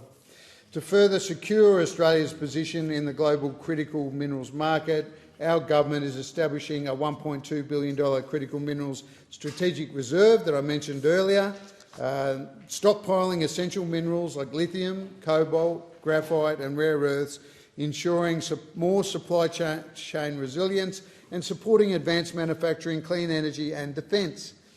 This reserve will also incentivise domestic exploration and production, creating new opportunities for territory-based projects and projects across the North and reinforcing our role as a reliable global supplier.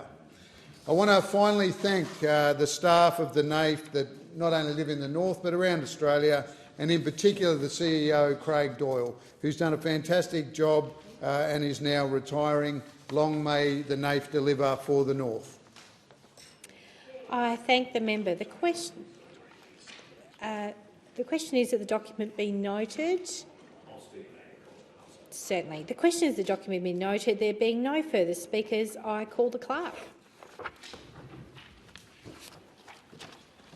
Government business, order of the day number 2, ministerial statement on agriculture, resumption of debate on the motion that the House take note of the document.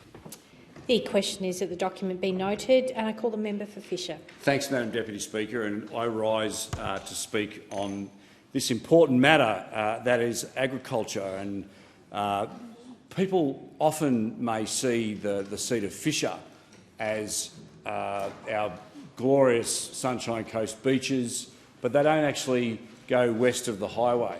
But you don't even have to go west of the highway. We have some fantastic agricultural businesses operating in my seat of Fisher, including one of the largest eastern seaboard fisheries operating out of the Mooloolaba Harbour in our prawns and in tuna. And I want to send a shout out to Heidi and Parvo Walker, who are fantastic local business people in my electorate, Walker Seafoods. They are sustainable fishers and they do a great job. And so a shout out to all of them, all the people that work on our wharves at Mooloolaba. But I do also want to take the opportunity to welcome my friends from the Queensland Parliament that are here today. I think that they're here to learn all about the Federation Chamber, so I'm hoping that they're acting like sponges in taking all of this wisdom that they're no doubt hearing. And I want to send a shout out to my good friend, in particular the member for Glasshouse, Andrew Powell, who's doing a great job as the state's new tourism and environment minister. And it's a good segue when we're talking about agriculture, because Fisher, as a federal seat, all people see is the beaches, as beautiful as they are. But the seat of Fisher is still classified by the Australian Electoral Commission as a rural seat. Now, some of my rural colleagues and my state colleagues might have a bit of a chuckle about that, but the seat of Fisher still holds very, very important agricultural industries in farming of pineapples, bananas,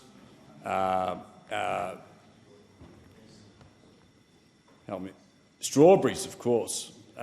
So many different industries that are the lifeblood of Australia. You know, the Sunshine Coast could very well be the fruit bowl and the food bowl of our country. The challenge, of course, that we face is that our real estate prices are so high that it is very difficult to make a go of farming on the Sunshine Coast on a broad scale. But if you go to any farmers market on a Saturday or a Sunday morning, you will see so many small farmers that are selling their wares, boutique businesses, and but it is a great privilege to be the member for Fisher, because agriculture, whilst it is a smaller part of what we do in Fisher, it is a very, very important part of it. Of course, the member for Riverina would be much more qualified to speak about agriculture, and I'm very pleased that he's made it into the chamber to talk about agriculture. That said, I come from a small farming family. We had a farm on the Mornington Peninsula, about 280 acres, which by the member for Riverina and many of the people that he represents would be a postage stamp. But from Maleny, we have some fantastic cattle growers in Maleny and west of Maleny, in places like Conondale and Cambroon. Whilst they are small, the quality of their produce is incredible. I'll send a shout out to Cliff Hefner and Teresa Craig, who are stalwarts of the LNP, but also they have a stud farm there as well on the way to Conondale, and they do a terrific job, not just in their own farming practices, but in helping many other farmers as well in their consultancy work. So a shout out to them. But to all those people who are in Fisher or right across the country who are toiling right now, whether they be working on the land, on a tractor, farmers are the salt of the earth. They work damn hard to put food on our table, on our tables.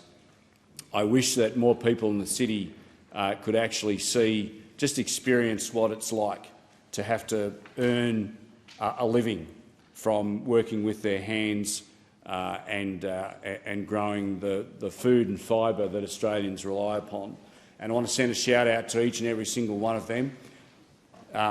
It might sound a little strange, but in my experience, many of these people who are working on the land actually listen to Parliament as they work. I know I used to when I was on the tools, and I want to send a shout out to them and thank them for their service to this country. It's often a bit of a lonely existence doing what they do, but I take my hat off to them and I thank them for their service. And I'm very pleased now to hand over to the member for Riverina. I thank the member. Before I call the next member, I would like to acknowledge in the Federation Gallery we have members from the Queensland Parliament. Welcome to the Federation Chamber. The question is that the document be noted, and I call the member for Riverina. Thank you, Deputy Speaker. And when it comes to the state of agriculture, I don't believe that we have seen before as wide a chasm between city and country, and that is a great shame. And I appreciate that we've got many people here who, for whom agriculture is their livelihoods, whether they're in the bureaucracy, but out there listening often to these broadcasts, people working the land, farmers, and we owe a debt of gratitude to those farmers. Those farmers, and at last count, I think there was 135,000 of them in Australia, tilling the soil, making sure that they grow the food and fibre to feed and clothe not just our nation, but many others besides. And they are under threat, like never before. And they're under threat by a number of things. They rely on the weather to indeed make money. And my late father Lance, who farmed at Mara and farmed at Brucedale, midway between Junee and Wagga Wagga, all of his life up until his death in 2008, he always said that in any given decade there'd be 3 very good years. There'd be 3 average years, there'd be 3 very bad years, and the other year, well, just take your pick. That was up to the vagaries of the weather. That was a mere matter of luck. But then I can remember he only ever protested once, and that's when he came to Canberra. Bob Hawke was the Prime Minister. The farmers ringed Parliament House. They were very concerned about the policies of the then Labor government, and lo and behold, it rained, and Prime Minister Hawke took the credit for it. The farmers went away and did what most farmers do, and that's not complain as a matter of demonstration, but just get on with the job. And as I say, we're very lucky we've got the world's best farmers. But government policy is important, and it's also very important that the Agriculture Minister goes and visits farms, and not just ones that are environmentally friendly, not just ones that might be doing wonders with organics, not just ones that might be tilling the soil and putting soil science front and centre, but also those generational family farms that at the moment are doing it as tough as they ever have. And when it comes to farming, I do really worry about the continual Murray-Darling Basin Plan impacts upon irrigation farmers. I do worry how they are demonised, not just irrigation farmers, but who grow fruit and vegetables, and in the Murrumbidgee and Colliambly irrigation areas and elsewhere, down in the Goulburn Murray valleys, in South Australia, your state, Deputy Speaker Sharkey, but also our cotton growers out west, and they are maligned continually for the jobs, for the role that they play, and our farmers are expected to grow more with less. When I say less, I mean water, and of course, famously, it was stated that whisky is for drinking and water is for fighting over. Mark Twain apparently said that. It's as true when he said that in the 19th century as it is today, and the water battles will go on. Every valley thinks that the farmers north of them, or where the water's coming from, are pinching the water, and those below them are wasting water, but we're okay. We're doing everything right when it comes to utilising the water that we have, or have been allocated, or have bought. I shouldn't say allocated because they pay for every precious drop. But we do need to very much continually look at the Murray-Darling Basin Plan. I know Darren de Bortley has made a lot of comments, a wine grower from the Murrumbidgee irrigation area, about water, about its allocation. Sadly, this week he pulled out a lot of his vines, and that just should not be happening. Not be happening from Griffith, a place where up to, they say, a third of all of the wine bottled in Australia, last time I looked, was from that area, a quarter to a third. They produce some of the finest wines, not just in Australia but the world. And when you've got one of the biggest wine growers, one of the most established wine makers, as in de Bortley's, pulling out vines, what does that tell us about government policy? Now, I know Darren would probably point the finger and he would say long and loud and passionately about both sides of government. And yes, both sides of government have been at fault in not having the best water policies, particularly for our irrigators. But I was proud to say that I was the one who put in the disallowance motion back in 2012 against Murray-Darling Basin Plan. I see the member from Macon over there, and he no doubt, he was in the parliament at the time, he no doubt voted against it. I think there were only 5 at the time who voted with me, and that was the then member for Melbourne, who had the complete opposite reasons for voting with me. It was the member for Kennedy, who's still in the parliament and probably still will be for quite some decades to come. We had the then member for Murray, Dr. Sharman Stone, and the late Albie Schultz, who was the member for Hume. And that was the 5, and there was a celebrated photo of us 5. Mr. Bant was very much up the back of the chamber. I don't think he really wanted to be associated with our disallowance. And then, of course, we had everyone else on the other side, everyone else from every other party and independents besides. But we made the point, and I know when we got into government, we stopped the buybacks. And stopping the buybacks is important, because what buybacks does is it divides and conquers irrigation communities. It's not just the farmer. The farmer's well looked after because they get their price bought at a premium amount. They do. But it's the hairdresser, it's the mechanic, it's the school teacher, because they have less children to teach, and then the school decreases in size. And that is the peril that is facing and awaiting our river communities.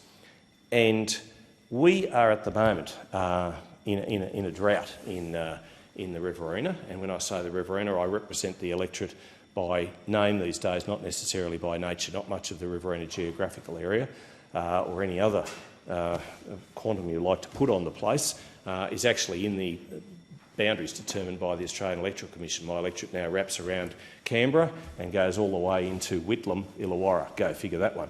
But the country people that I represent are proud and passionate. Many of them are farmers, and they are having their areas at the moment carpet bombed with wind turbines. And that is also, when it comes to agriculture, that is a huge challenge, because I think the greatest challenge that is facing humankind, people say it's the weather, people say it's climate action, etc. It's actually growing food to feed a hungry world, and Australia can play a big part in that. Now, people say the two are linked, because they'll say, well, without good action on climate, you won't be able to grow the food. Yeah, there's an argument to that too. But indeed, you can't grow food, you can't produce fibre if you're going to carpet bomb one of the best growing areas, and that is the Riverina, whether it's the AEC boundaries or the geographical boundaries. If you cover that area with wind turbines and you pit farmer against farmer, family member against family member, how on earth are you going to continue to grow the world's best food and fibre when our farmers will desert the land? Many of them will lease the land to companies that are representing overseas superannuation companies who send out these spiffs, send out these shysters, who then divide and conquer. I had an old Junee farmer tell me that he'd phoned 5 of his neighbours, 3 knew about the wind turbine proposals being put around, and the others didn't. And many of the people in that area, which doesn't have great ridgeways and doesn't have a very windy place, isn't a very windy place, but these companies come in and they are buying off farmers. They are cruelling our area. I won't stand for it. That's why I'm against the net zero proposals being put forward by this government, because it is going to ruin our farmland. We're going to carpet bomb our pristine farmland, our wonderful producing farmland, with wind turbines. And for what? It's not going to change the weather. It's not going to lower the temperature. It is a nonsense and it is a crock. I thank the member. The question is that the document be noted, and I call the member for Dawson. Thank you, Deputy Speaker, and I welcome the contingent from Queensland Parliament. Well done. Nice to see you folks here. Deputy Speaker, this is about the agriculture statement, but what it actually should be about is how Labor has failed the agricultural sector in this country. So in my neck of the woods, let's start with the fishing industry. In the last term of Parliament, the Environmental Minister, Tanya Plibersek, decided to shut down the fishing industry. So the gillnet fishing industry within my electorate, where fishermen for many decades have been catching barramundi, salmon, they've been catching some flathead, and this is all about supposedly looking after the Great Barrier Reef. Well, let me tell you, Deputy Speaker, a gillnet goes nowhere near the Great Barrier Reef. It's more than 60 miles away from the Great Barrier Reef. They're used in inshore fisheries. But no, they shut them down. So the fishermen and the fine fishermen and women, they're actually monitored. There's cameras on them. They've got to log in when they go fishing. They've got to log out. But no, they're fully licensed, and it's a fully sustainable wild caught industry. But no, totally shut down. So then what happens? The chandlery shops, the boat builders, the outboard mechanics, the ice makers, they all go to the wall as well. So just an absolute disgrace. And then the live sheep trade. Well, let's have a look at that. They shut down the live sheep trade last year. And why did they do that? To keep their mates, the Greens, happy. Make sure that all those little preferences come sneaky through. Little belly tickle, make sure everything's going all right there. Yeah, the live sheep trade. Now, this wasn't done on science. The only science involved in this was political science. I've been over and had a look. I was part of the inquiry for the live sheep. There is less than 1% mortality. There's actually, when the actual sheep are on the boat, travelling across, they're actually better looked after than what they are in the paddock. There's a higher mortality rate in the paddock. So I've seen farmers, 4th, 5th generations over there, in tears about potentially losing their farms, all for this absolute nonsense. I've been on the boat. I've seen the ventilations. I've seen the food supplies, the water supplies.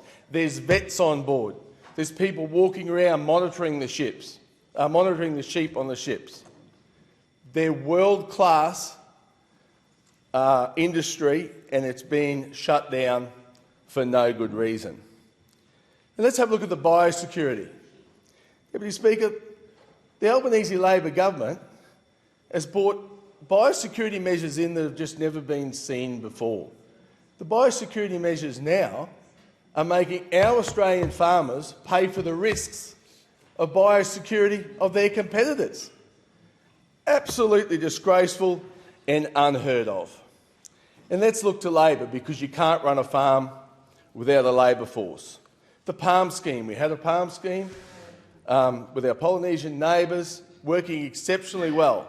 But Labor came in and then they had to change it. You know, where I come from, if it's not broke, don't try to fix it. And then the ag visa. We had the ag visa. We're calling on the Albanese Labor government to bring back the ag visa. Because what happens when farmers don't have enough workforce, the fruit and veggies fall on the ground. And what does that mean to you at home? That means your produce will be more expensive in the supermarket. It's that simple. Supply and demand. And what's even worse, Deputy Speaker, is if the farmer hasn't got a workforce that they know is going to be there to harvest their crop, they don't plant as much. They scale their business back. So this is bad for productivity, bad for the farm, but it's also bad for the consumer, because you pay more at the checkout. So every time people now go to the checkout and buy their fruit and veggies and see how much extra it's cost them, they should see Prime Minister Albanese's face on that receipt, because they're just paying too much. Now, energy costs.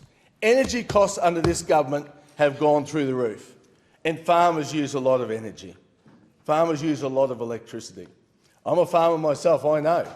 You pick the crop, you cool it down, and that takes a lot of energy. But this Albanese Labor government, reckless race to renewables, has seen the energy costs go through the roof. I've got cane farmers in my area that don't want to irrigate their cane because they simply can't afford it. They simply can't afford the energy costs, which is crazy when you think about it. If you have cheaper energy costs, they can pump more water, grow a crop that photosynthesises, that pulls carbon dioxide out of the air and turns it into oxygen. Why wouldn't you want to do that? If you're interested in saving the planet, that to me sounds like a very, very good idea. And where else have they let has this government let the agriculture sector down. The supply chains, the Bruce Highway. In the last season alone, the Bruce Highway in my electorate, the electorate of Dawson, was cut in 6 places. In one spot, 4 times. Now, there was an announcement at the election for $7.2 billion, and we welcome that. And thank you very much for that. But again, the little secrecy behind that is there's only $336 million that's available coming up. The rest of it's kicked out in the never-never. So that was never really told, was it? So, Deputy Speaker, what we're talking about renewables and transmission lines, this reckless race to renewables is taking up so much good quality agricultural land to put solar panels, wind turbines on. And let's not forget the 28,000 kilometres of poles and wires. That's going through agricultural land, land that should be used for growing the food and growing the fibre for this nation. Now, I'm not against renewables in the right spot. I think we need an energy mix. We need to make sure that we can have the electron delivered to the farm, to the household, to the business as cheap as possible. So I'm agnostic to it. But what I'm against is when you put solar panels all over good quality agricultural land. They should be on rooftops. They should be on top of parking lots, in Coles and Woolworths, on top of those big buildings, not on good quality agricultural land. And certainly the transmission lines for 28,000 kilometres, absolutely ridiculous. It's putting mate against mate and family members against family members within their area. Not good enough. And other industries aside this. So the Mount Isa copper smelter is almost at the point of closing. Now, we've called the government, we actually asked for a Senate inquiry about this, the metals manufacturing in Australia. Because why is this so important to agriculture? The gas from that smelter is the byproduct, which is used for making MAP and DAP, the sources for soluble phosphate. Very, very important to Australia, and we need to get behind these industries. We talk about a manufacturing plan to have more things made in Australia, which we should have, should be sufficient. It should not be used by name alone. It should actually be done, something about it. And talk about farmers at risk. You need to listen to this one. Farmers at risk, because this is what your government is about to do. It's going to tax unrealised capital gains on the family farm. So I'll explain to you how that works. When you've got a farm and you've got that in your super fund and a valuer comes along and says, oh, that's worth $2 more million. Now, that farmer might not have that in cash. They haven't got that in cash. You might have a really bad season, but you have to pay the tax bill on that. So where do they get the money for that? This is you really need to take this on board.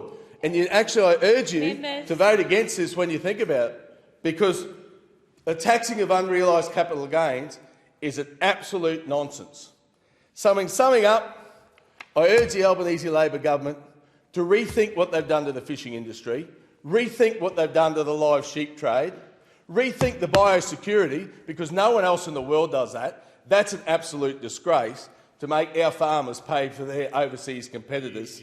Absolutely ridiculous. Get the PALM scheme back on track, the ag visa back on track, look after our infrastructure and look after the farmers, because without farmers you'll be all starving, naked and sober.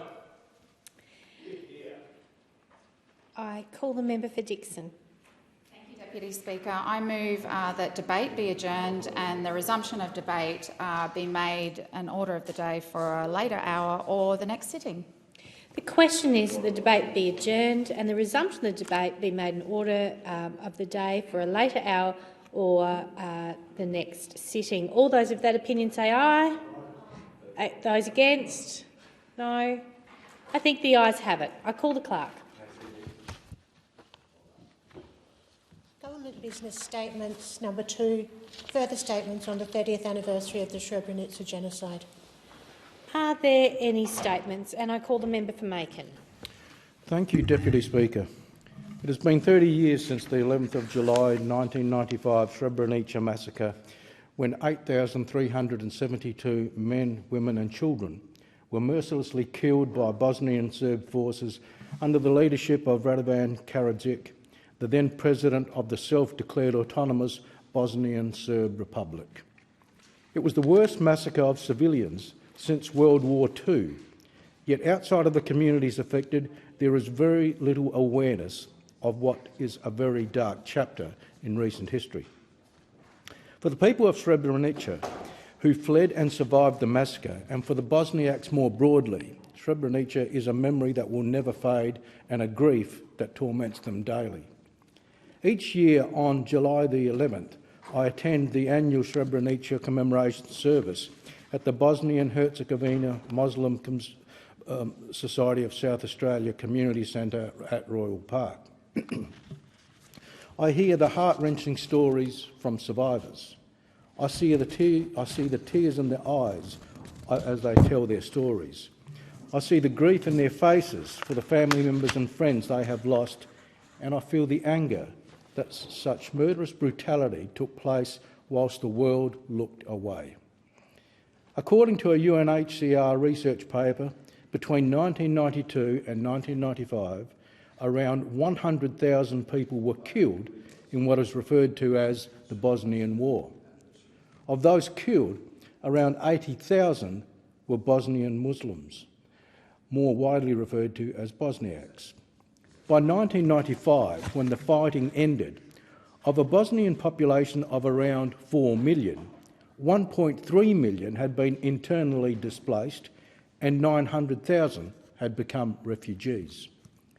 Subsequent war trials and investigations by the International Court of Justice and the International Criminal Tribunal for the former Yugoslavia have concluded that the killings and destruction of Bosnian culturally significant buildings and expulsion of some 20,000 Bosniak civilians from the area amount to genocide. It was very much an attempt to drive Bosnian Muslims out of Bosnia. Catholic Croatians were also driven out. The International Court of Justice, in its judgment of the 26th of February 2007 states, and I quote, "The court concludes that the acts committed at Srebrenica, falling within Article 2A and B of the Convention, were committed with the specific intent to destroy in part the group of the Muslims of Bosnia and Herzegovina as such, and accordingly that these were acts of genocide committed by members of the VRS in and around Srebrenica from about 13th of July 1995. The judgment goes on.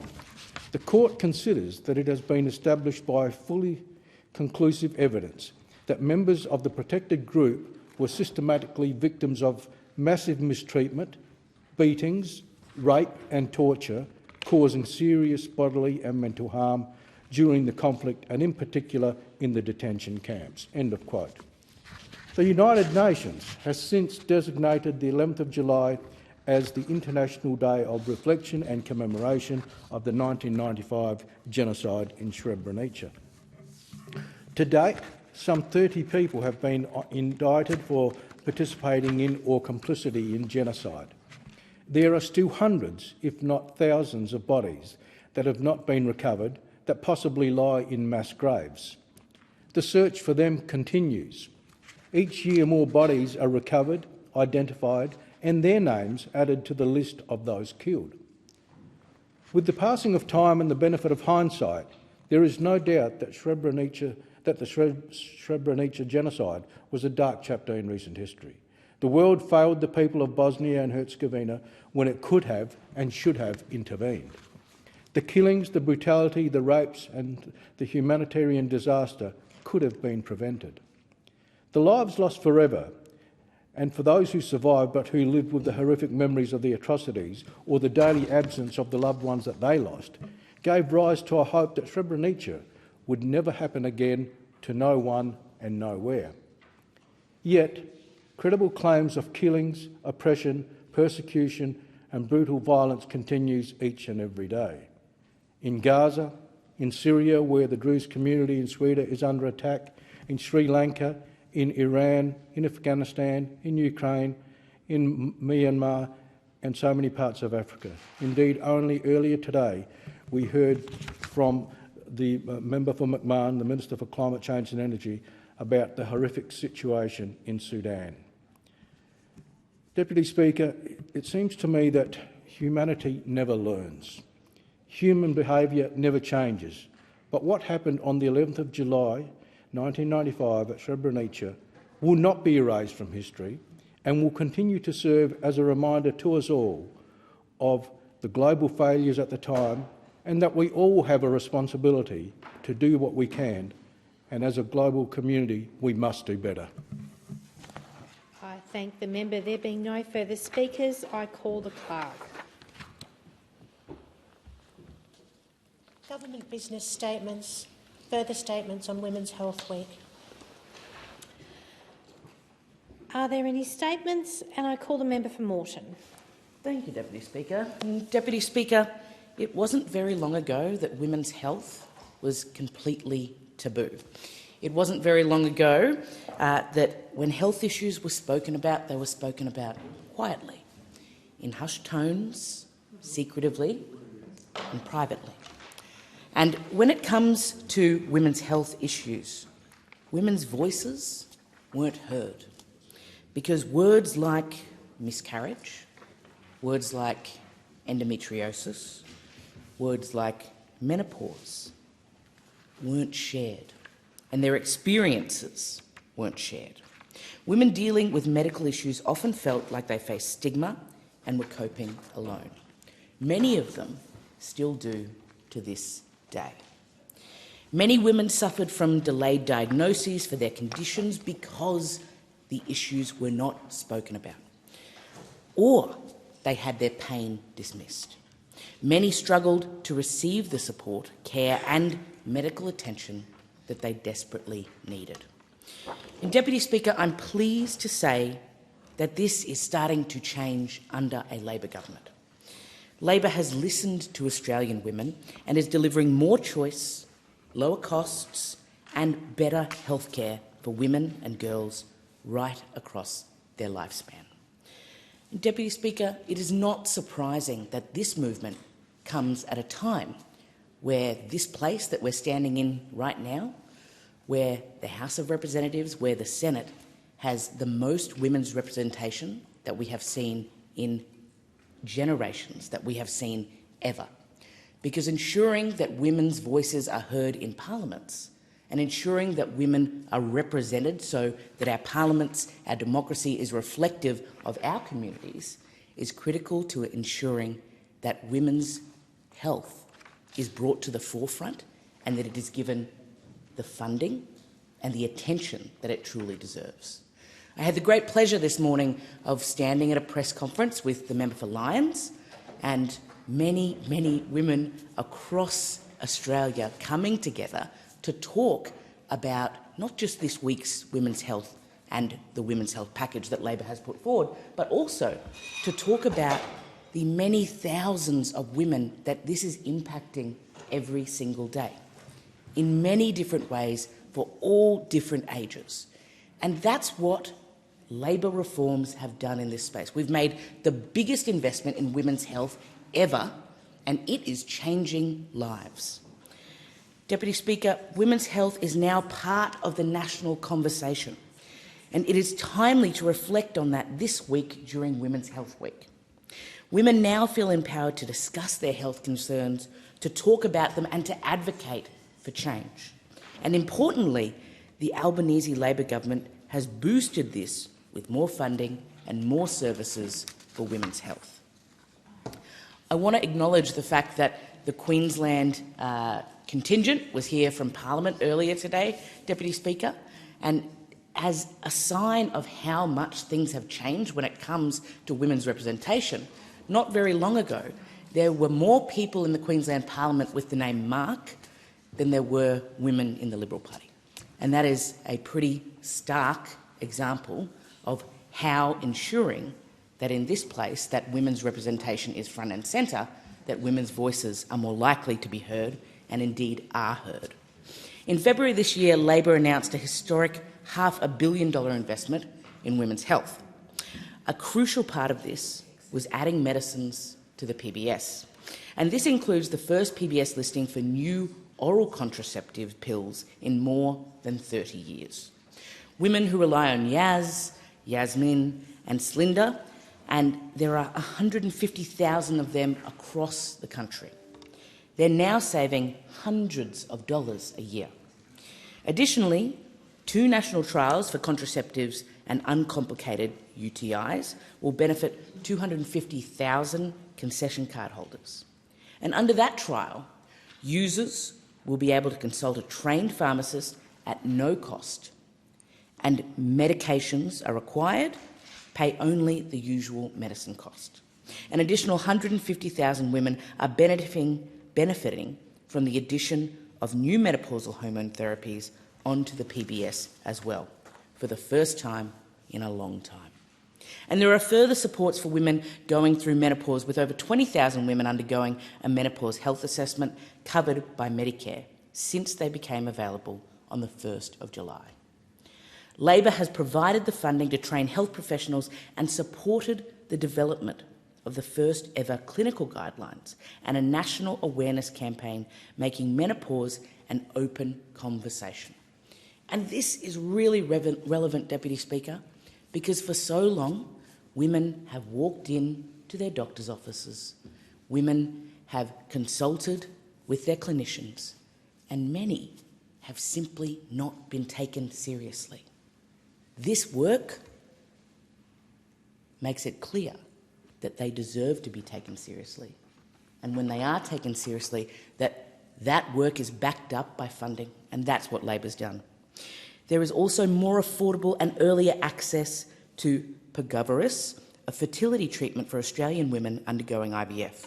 It was added to the PBS, and the number of pens per script was doubled to 4. And a new endometriosis treatment option, Ryquo, was also added to the PBS. What this means, Deputy Speaker, is significant financial relief for women. And at a time when cost of living is the #1 issue facing our community, that is more important than ever. And when you consider that from the 1st of January 2026, the co-payment for PBS medicines will decrease to $25 and never any more than $25 per script, the savings just keep adding up, particularly for women. Around 8,500 Australian women suffering from endometriosis could save more than $2,300 a year. And women who use Yaz and Yasmin contraceptive pills will pay nearly 1/4 of the original amount as from the 1st of January 2026. And the inclusion of opening up more endometriosis and pelvic pain clinics only bolsters the support that Labor is delivering for women in this crucial space. I want to specifically mention Labor's initiative in supporting those women with endometriosis, because endometriosis is complex, it's debilitating, and it's chronic. And it can be hard to diagnose. It takes an average of 6 to 8 years to diagnose this progressive condition. And at least 1 in 9 girls, women, and those assigned female at birth suffer from endometriosis. In February this year, the Albanese Labor government announced an expansion to the number of endometriosis and pelvic pain clinics, and this includes 11 new clinics, bringing the number nationally to 39, the largest number that we have ever seen. These are clinics that provide multidisciplinary care with a focus on improving timelines of diagnosis, promoting access to intervention, care, treatment options and referral services for endometriosis and for pelvic pain. And they also build the primary care workforce to manage this chronic condition. And of course, all of these initiatives come on top of Labor's enormous investment in Medicare, an investment that has not been matched since Labor introduced Medicare so many years ago. Labor is making the largest investment in Medicare since we created it over 40 years ago. And it bears repeating, because when it comes to Medicare, when it comes to healthcare, when it comes to making sure that healthcare is affordable and accessible, it is what is in our DNA. Our DNA is always meant that Labor prioritises health, and making sure that that health support extends to women's health is so important. $8.5 billion is being invested to expand bulk billing, with the aim of delivering an additional 18 million bulk billed GP visits annually. By 2030, we expect 9 out of 10 GP visits to be bulk billed, tripling the number of fully bulk billed GP practices to nearly 5,000 nationally. And Deputy Speaker, I'm also really proud of Labor's Urgent Care Clinic program too. Many constituents in my electorate of Moreton on Brisbane's south side have benefited from both the Urgent Care Clinic in Oxley and from the Buranda Urgent Care Clinic just across the road at the PA. Fundamentally, what we know is that Labor will always prioritise health, and this week we acknowledge that women's health is an important part of that. I thank the member. Are there any statements? And I call the member for Leichhardt. Thank you very much, Acting Deputy Speaker. I rise today to take note of the statement made by the Assistant Minister for Health, Aged Care, on this Women's Health Week. Now, I recognise that I am the only man speaking on this statement. This should not be unusual, it should not be strange. What is strange is that we as a species has essentially sidelined half the population for millennia and thought we would get a good outcome. Making sure women get quality health care, like all Australians, is not just the job of women. Just like it's not the job of women to call out domestic and family violence. Just like it's not the job of women to make sure women's voices are heard on discussions on important policies. It should be expected that men stand with women. Women shouldn't be forced to fight for the laws they need alone. Whether it's healthcare, housing, education or any part of government, big or small, it is the job of every member in this place to make sure it responds to the needs of every single person in our community. Sadly, this has not always been the case in important policy areas. Healthcare is one such example. Healthcare excluded women for much of its history. Even when women were included, there were some gross generalisations made around anatomy. This is not to mention that women were given horrific health advice, including delayed childbearing causes illnesses like breast cancer and endometriosis, and that pregnancy will cure them. Or we have the situation where women were pegged as suffering from hysteria due to symptoms ranging from things like anxiety and fainting, shortness of breath, loss of appetite. Perhaps showing that women used to only be seen as obedient wives and mothers, hysteria could also be diagnosed on the basis of impulsive sexual desire or a loss of appetite for sex. Diagnosed by men for the purposes of men. In extreme cases of hysteria, the woman may have been forced to enter an insane asylum or undergo surgical hysterectomy. While this might seem a thing of the distant past, this is not the case. These colossal stuff-ups in our medical history still have real-world impacts today. Diseases present differently in women and are often missed or misdiagnosed, and those affecting mainly women remain largely a mystery, understudied, undertreated and frequently misdiagnosed or undiagnosed. Women still too often experience delayed diagnoses for conditions such as endo, heart disease, have their pain dismissed and struggle to get support for issues such as unplanned pregnancies, menopause or miscarriage. These bad outcomes are multiplied exponentially when you look at women who are of Aboriginal and Torres Strait Islander descent or women living in rural and remote areas with limited access to health care. Clearly, things need to change. There are so many tireless advocates championing for better health care for women, whether they're dedicated GPs, nurses, midwives or other health care heroes. There are so many members of this chamber who I know are committed to delivering better health care for women. It is in part due to their advocacy that Labor has been able to deliver so much positive reform in the healthcare space, specifically targeted at women. I will add it also helps that we're the first government made up of a majority of incredibly powerful, competent and dedicated women. We look like modern Australia. Our reforms in this space are targeted at delivering more choice, lower costs and better health care for women and girls. The Albanese Labor government has listened to Australian women and announced $500 million of new investments for women across their lifespan. Hundreds of thousands of Australian women are now accessing cheaper medicines and better health care due to our government's commitments.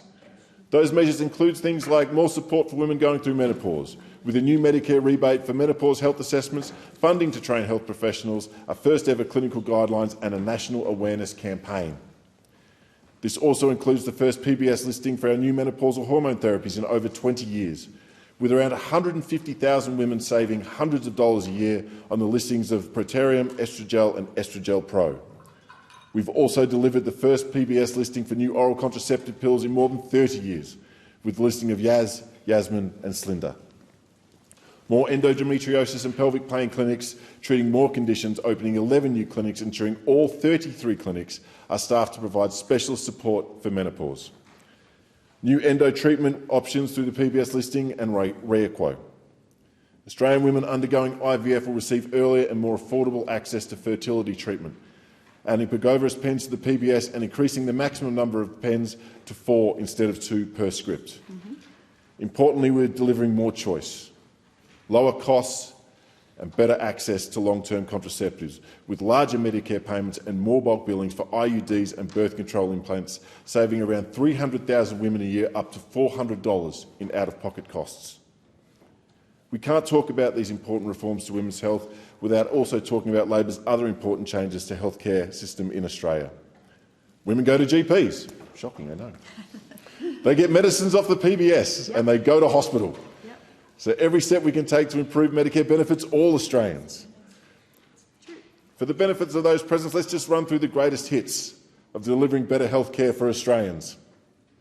We've got an $8.5 billion to invest and deliver 18 million more bulk billed GP visits each year, hundreds of nursing scholarships and thousands more doctors in the largest GP training program ever. For those playing along at home, it will mean this investment will mean 9 out of 10 GP visits will be bulk billed by 2030. Other hits include 90 Medicare urgent care clinics across the country, serving more than 1.8 million Australians receiving treatment. Fun fact, in Queensland there have been more than 367,000 presentations to a UCC, with one of the busiest being the Cairns South Urgent Care Clinic in my region, and we're getting another one for the northern suburbs as well. We've also delivered 60-day prescriptions, saving time and money for Australians with ongoing health condition phased in from September 2023.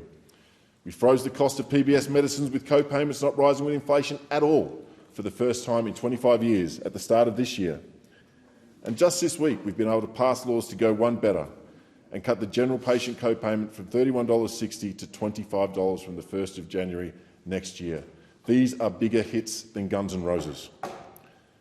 My staff advised me to make a funny K-pop Demon Hunters reference instead of Guns N' Roses. But I didn't understand it. They tried to show it to me. I went with Guns N' Roses. I don't care. I'm Generation X. But the thing, yeah. But the thing to remember here is the real winner from all of our reform is the Australian people. We're getting cheaper medicines. They're getting more bulk billed visits to see the GP. They're getting to access Medicare urgent care clinics across the country. And in the case of women, they're getting more access to better health care than they ever have. Instead of just talking the talk, we're delivering real outcomes. The Albanese Labor government is strengthening Medicare with more doctors, more urgent care clinics and even cheaper medicines. We have made the largest investment in Medicare since its inception over 40 years ago. That's real help, more money in the pockets of everyday Australians. This year's theme for Women's Health Week is Say Yes to You.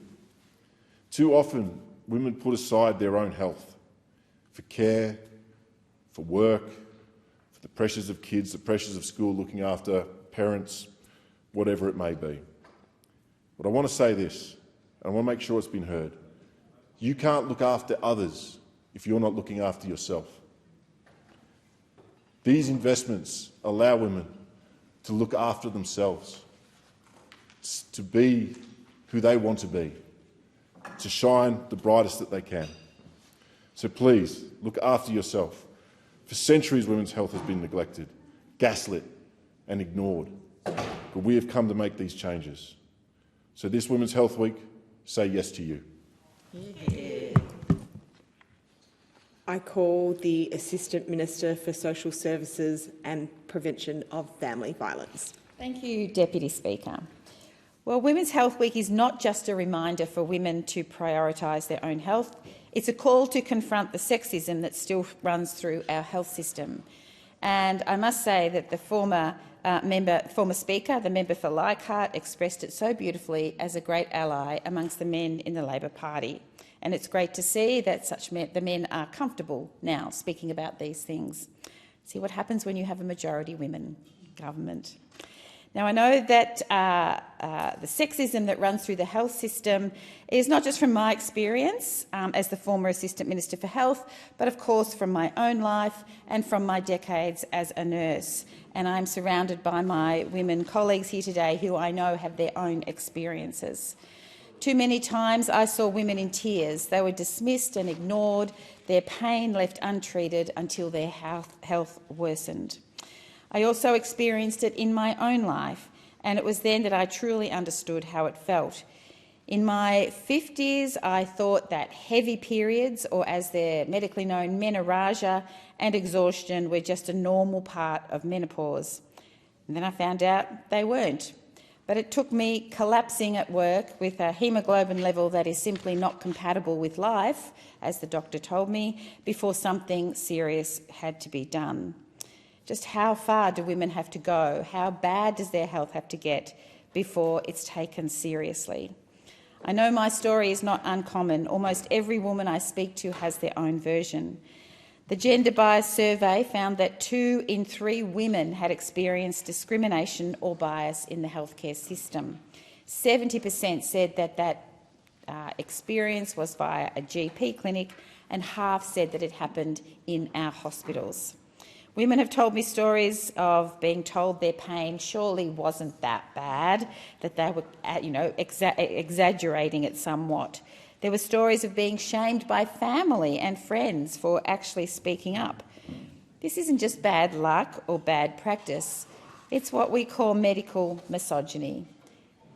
It's why conditions like endometriosis, PCOS and chronic pelvic pain take years and years, sometimes decades, to diagnose.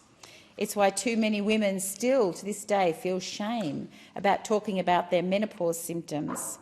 It's why too many unplanned pregnancies happen, simply because women can't afford the contraceptives that work best for them. But, Deputy Speaker, something is changing. For the first time, I believe Australia is turning a corner. The Albanese Labor government has made the single biggest investment in women's health in our nation's history, almost $1 billion worth. And this investment comes from the incredible advocacy of Labor women, many of whom are in this room. Because when a government has more women in the room, its priorities change. And what a change we've made. Our investment in women's health is delivering real practical change, including cheaper contraception with more pills on the PBS and higher rebates for IUDs and contraceptive implants. This has been decades in the making, Deputy Speaker, particularly with listing these drugs on the PBS. We have better rebates for GPs now to insert IUDs or contraceptive implants. This is going to make a huge difference for women for whom the cost of having an IUD or long-term contraceptives was absolutely prohibitive. Nurse practitioners will be able to provide the service to women to insert IUDs or contraceptive implants, which means access will be greater. This is going to be a great boost, I believe, for rural and regional women who simply cannot access their GPs in a timely manner. The cost of contraception, the cost of unplanned pregnancies, these are costs that are predominantly borne by women. This has definitely been a gendered issue that the Labor government has been absolutely prepared to address, and we have. There's expanded menopause care, including new PBS listings and Medicare rebates for longer consults and our first national menopause guidelines. I can't tell you the difference this has made to women's lives. Women have been going to the chemist, taking a photo of their receipt and sending it to me, saying they cannot believe that their menopause treatment is now accessible and so much cheaper. One lady said she just wanted to smother it all over herself. I didn't advise that, just take the recommended dose. But she was so happy, absolutely so happy with that. And our national menopause guidelines will mean, hopefully, that more health professionals will understand menopause and will understand how to treat women appropriately. 33 new endometriosis and pelvic pain clinics. These are something that I am particularly proud of. These will now be supporting women with perimenopause and menopause. So many women have told me the huge difference this has made to them. They walk in to get health care, they are heard, they are believed, their pain is validated, and they get expert treatment. And I want to give a big shout out to all the health professionals working in those endometriosis clinics who are trying new and innovative and very holistic ways to treat women with that disease. And medicines will be capped soon at no more than $25, giving women across the country real cost of living relief. Now, we have had some data released today that shows more than 715,000 cheaper prescriptions have been accessed, including contraceptives, menopause therapies and endometriosis treatments. And since July, my goodness, the Medicare-funded menopause health assessments have seen 20,000 women access those services, 20,000 women who now are getting better care for menopause. And from 1st of November, even more changes will take effect, with women accessing those IUDs and contraceptive implants at a much cheaper rate. Cost of medications will reduce even more because we passed a bill to freeze the cost of medicines at $25. Now, this builds on our broader agenda of making healthcare affordable for all Australians right across the country. Now, as I said before, these are life-changing reforms, and this is why leadership matters. It's why having strong advocates in this space matters, and there's no stronger advocate than the Assistant Minister for Health and Aged Care, Rebecca White. The Assistant Minister is not just a leader, she is a change maker. With years of experience and a deep understanding of the barriers that women face, Assistant Minister White will combine compassion with determination. She will fight to ensure women's health is never pushed aside again. And I know she will make the system fairer, and she will ensure that every single woman, no matter where she lives or who she is, can get the care she deserves. As for me, Deputy Speaker, I'll be working closely with Assistant Minister White on the intersections between health and family and domestic and sexual violence, because we know violence and trauma can be incredibly detrimental to a woman's physical and mental health. And often health services are a victim survivor's first point of contact when disclosing violence. Now, this government has already invested record amounts of funds into family and domestic and sexual violence, and it's over $4 billion. But we aren't stopping here. No, myself, along with the Minister for Social Services, Tanya Plibersek, and the Minister for Women, Katie Gallagher, and of course with the Assistant Minister, Rebecca White, we are determined to end the scourge of family, domestic and sexual violence in this country. We want all women to be healthy. We want women to feel safe. We want women to live the very best lives that they can. And as a government, we have been introducing so many measures, including the great measures through the health system. We are the party that built Medicare. We are the party that legislated paid family, domestic and sexual violence leave. We are the party that had the first woman Prime Minister. And now we are the party that is championing women's health, women's safety and women's economic equality.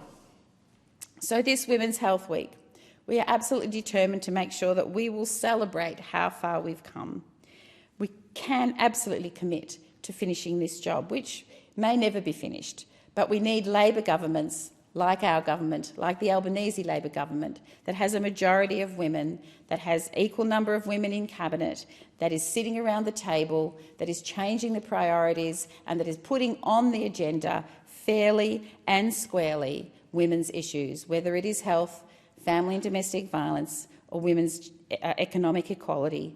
We are there standing up for women all the way, because we are a government that is majority women.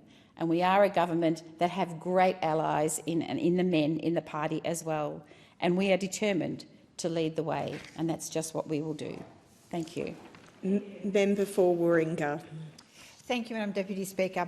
For too long, issues that impact women's health have been ignored. With more women in Parliament, there is no doubt that we are seeing more focus on women's health issues. After all, women make up 51% of the population, and despite tremendous strides in healthcare, women's health continues to be areas that need more attention. Physical health issues like endometriosis, perimenopause, menopause affect half the population. We will all go through it. Yet they are surrounded by stigma and silence, and that has been the case for too long. And we must remember, of course, that mental health issues should not be ignored. We need to look at complete body health, mental and physical. And in fact, this week is Body Image and Eating Disorder Awareness Week. And it is a really timely reminder of the importance of having healthy body image and conversations.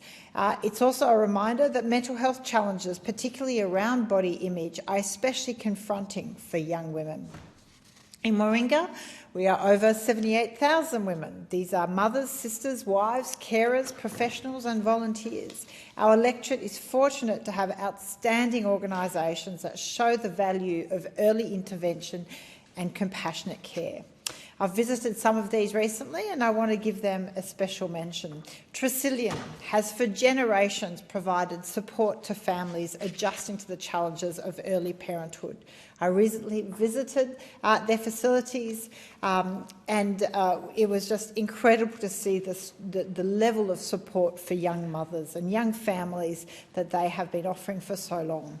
The Gidget Foundation, again, out of an incredible tragedy, has come the most amazing organisation that offers trusted and specialised mental health care for new and expectant parents.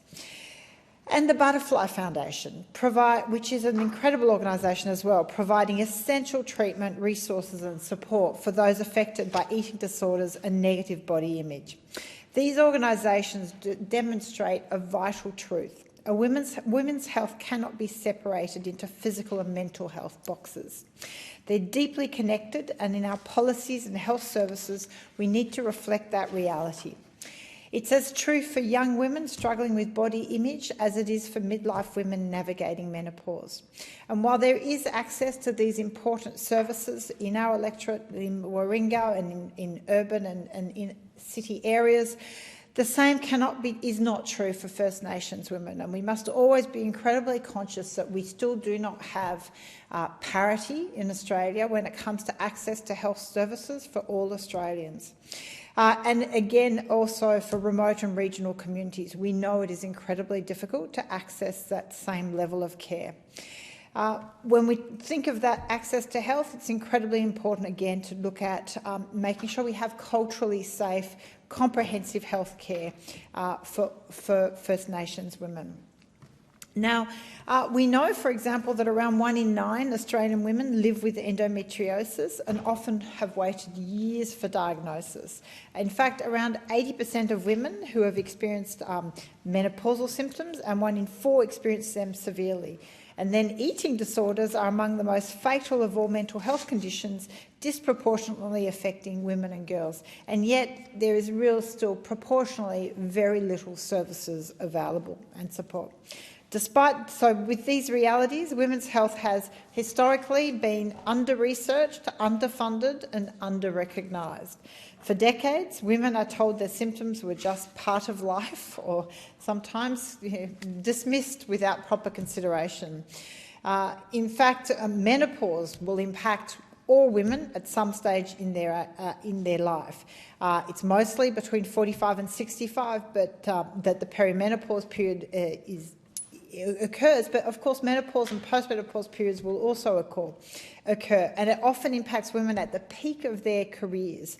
And it's often misdiagnosed, poorly treated, there's inadequate treatment too often, and they all have adverse impacts on women's careers, health, and it all contributes to that unequal economic outcomes that we know women in our society still suffer. And so I do commend the government that there has been an increased focus and spending on those aspects, but it must continue. Celebrating small gains is not sufficient until we really get to that parity that is necessary. And of course we need to elevate and make sure there is awareness of these issues and health conditions, and make sure our GPs, for example, are much more cognisant of these more specific issues when it comes to women's health. For wellbeing, for workforce participation, for families and for communities, we need to ensure that all areas of women's health are properly addressed. So what can we do? Of course, the government, funding Medicare rebates for longer consultations that address both mental health concerns is something to be considered. We continue to partner with proven community services, and I urge the government to support services like Tresillian, like the Gidget Foundation, like Butterfly Foundation, who build out holistic, family-centred models of care. We need funding for genetic screening for ovarian cancer. It still has the most horrendous outcomes and will devastate families, has huge consequences to the broader family unit. And we need to track outcomes. Women's health must not remain invisible in national reporting. There is still a long way to go, but it is good to finally have women's health on the table, being discussed in this place. And I do think it is overwhelmingly because there are more women in this place, whether it is on the government ranks or the crossbench ranks. Still falling pretty short on the coalition ranks, but that is something for them to address. We know if we fail to act, women will continue to be dismissed, symptoms will be minimised, their health outcomes compromised, and we will all suffer as a nation. If we act, we can deliver equity, reduce stigma, and build health systems that value women's well-being at every stage of life. Now, finally, we can't talk about women's health without talking about intimate family violence. We know intimate partner violence is the leading cause of death of women aged between 25 and 44. Now, that's a pretty sobering fact when you think of all the other aspects of women's health, that it's actually at the hands of intimate partners that their health is most at risk. It's what causes a huge amount of hospital presentations, disruption, and it's just horrific to think that it's still from the fatalities that are still occurring. So there's still a lot more work to do. We are in a decade and in a plan from the government, but it is lacking KPIs and underpinning policies to actually achieve the stated outcome of eliminating intimate partner violence and fatalities from domestic violence this decade. And so I urge the government to really consider the independent recommendations that have been made. For example, the Rapid Review report was commissioned just last year in response to the spate of killings that were horrific. Experts came together to quickly, rapidly provide a key roadmap to the government of how they could act promptly. But unfortunately, key recommendations have not been acted upon, and these include restricting access to alcohol, especially home deliveries of alcohol, restricting gambling advertising. All of these areas have links, direct statistical links to increased rates of domestic violence and intimate partner violence. So these issues you can't pick and choose which issues are more politically easy to address or convenient. If we are going to talk holistically about women's health, we have to address all of the factors that impact that.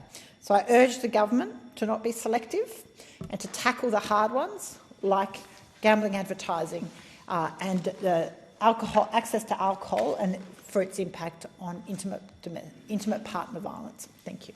Member for Chisholm. Thank you so much, Deputy Speaker. I'm really proud to be part of a government that is delivering more choice, lower costs and better care for Australian women. And I think that this delivery is demonstrative of what happens when you have women at the table making decisions, and a government that represents the communities that we come from, with over 50% of the population being women across Australia. This is a really important issue to my community. We've held forums, conducted surveys around women's health in the last term of government.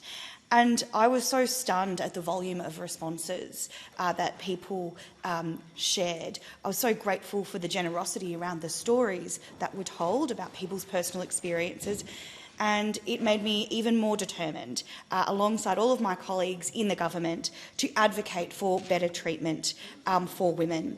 I've met with a number of researchers in women's health too over the years, And I really am so encouraged and inspired by the work that they do every day and the work that they do with their colleagues every day to encourage people to better listen to women and to help our communities be healthier and stronger. The reality is that it has been for too long that women and their health issues weren't listened to, taken seriously. I remember studying 19th century history and feeling so shocked at the brutal way the scientific and medical communities treated women at that stage. Unfortunately, there have been so many examples of women not being listened to and being treated poorly in our own times. So I'm glad that after hundreds of years, which would have extended well before the Victorian era, women are now being listened to, taken seriously by the scientific and medical community and, of course, governments. Like so many people in this place, so many women in this place and in our communities, I've got my own experiences about this. A number of years ago, I presented multiple times to emergency department in the southeastern suburbs of Melbourne. I was given many blood tests. It was really clear that something was wrong. But all that could be suggested after being turned away many times, but medical professionals realising something needed to be done, is that my appendix was removed. My appendix was perfectly healthy. I did not have appendicitis. But they eventually found out what it was, which was great. It was an incredibly common condition that affects around 2 in 3 women between the ages of 30 and 50. So I hope that through our investment and through the advocacy of so many in our communities and in the research community, more is done to educate doctors on women's health particularly and the importance of listening to women. It shouldn't be the case that people are subjected to unnecessary surgery in this day and age, which has its own risks because there is perhaps a gap in knowledge in relation to women's health. But I'm really pleased to be talking on a much happier outcome for women's health today, which is that hundreds of thousands of women are now being able to access cheaper medicines and better healthcare due to our landmark Women's Health Package. And I thank everyone, Assistant Minister Carney in the previous parliament, Assistant Minister White in this parliament and Minister Mark Butler for their work in delivering this package. Since announcing our Women's Health Package earlier this year, more than 365,000 women have accessed more than 715,000 cheaper scripts for new oral contraceptives, menopausal hormone therapies and endometriosis treatments listed on the PBS. Before the listings of Yaz, Yasmin and Slinda on the PBS, women were paying around $380 per year for their contraception. Now they're paying less than half, $126.40 or just $30.80 a year with a concession card. Before the listings of Estrogel and Prometrium on the PBS, women might have paid up to $670 a year. They are now only paying $31.60 per script or $7.70 if they are a concession card holder. Over 20,000 women have undergone a menopause health assessment covered by Medicare since they became available on the 1st of July. So we can see here that women's health is actually quite expensive, and so we're making it easier and cheaper for women to get access to the healthcare that they need. And we're going to continue to strengthen Medicare for women. From the 1st of July this year, further MBS changes will take effect, giving women access to affordable IUDs and birth control implants. From the forums and the surveys that I conducted in my electorate, there were so many heartbreaking stories of women not getting the help that they needed, not being listened to, and years of going back and forth to doctors without establishing a diagnosis. For some conditions, the average period of medical consultation before a diagnosis has been in a decade. That's a very long time to be struggling and suffering with a health condition. It is really hard. I'm really proud to be part of a government, though, that is working to improve women's health outcomes by listening to women and by addressing systemic bias in the health system. And Assistant Minister Carney outlined that very well in her contribution. We know right across the country delayed diagnoses for conditions from endometriosis to heart disease, which does sometimes present differently in women, have taken place. Women have had their pain dismissed and they really do struggle to get support for issues like menopause and miscarriage. A very common issue that women experience, polycystic ovarian syndrome, does not even involve cysts on ovaries, yet the very poor understanding in the health system of this condition has meant that women have not been diagnosed properly, and in fact the condition has been named incorrectly. Their health systems and their endocrinology has just not been understood well enough. And I'm really pleased that there are researchers in my part of the world, in Melbourne, who have been working hard on not just the local or national stage, but the international stage to help address this and find not just a more appropriate name for the condition, but also greater understanding and treatment for the condition, which will mean that people don't have to have the delayed diagnoses that we've seen over time. Of course, all healthcare interventions that our government has made will benefit women beyond our specific package, such as our commitment to strengthen Medicare and to make medicines cheaper. We're making sure that there are more doctors, more urgent care clinics and even cheaper medicines for all Australians. We're making the largest investment in Medicare since its creation over 40 years ago. We're investing $8.5 billion to deliver an additional 18 million bulk billed GP visits each year. We're delivering hundreds of nursing scholarships and thousands more doctors in the largest GP training program ever.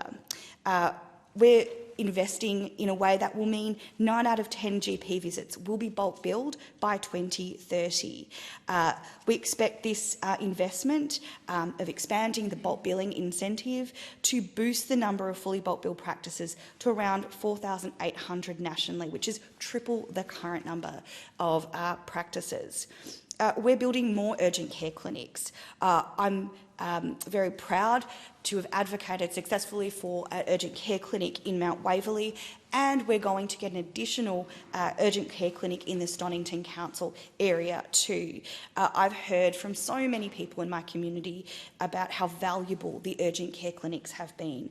They provide bulk bill care for urgent but non-life-threatening conditions 7 days a week for extended hours with no appointment needed. We've now opened 90 Medicare urgent care clinics across the country, which has meant more than 1.8 million Australians have been able to receive treatment in those facilities. They're taking pressure off hospitals, which means hospitals can spend more time on the life-threatening emergencies they're built for. We've committed at the last election to 50 new Medicare urgent care clinics, with more clinics in every state and territory.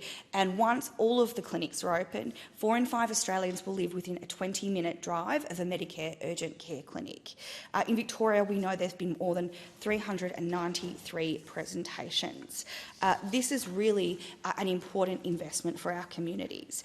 We've made medicines cheaper overall.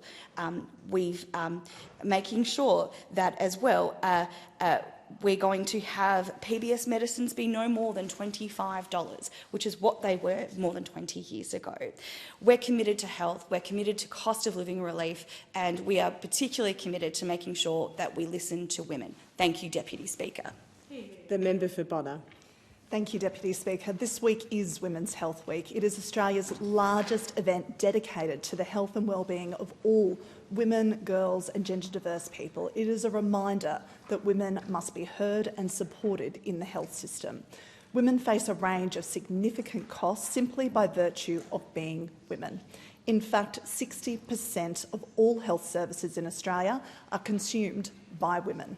However, for decades, women's health has been ignored. Women have asked government to take their health seriously, and the Albanese Labor government has listened. That is why Labor delivered the almost $800 million women's health package. It is one of the largest investments into women's health by any government. It is changing lives of women across the country. Hundreds of thousands of Australian women are accessing cheaper medicines thanks to the women's health package. With more medicines listed on the PBS, it has enabled more than 365,000 women to access more than 715,000 cheaper scripts for oral contraceptives and menopausal hormone therapies.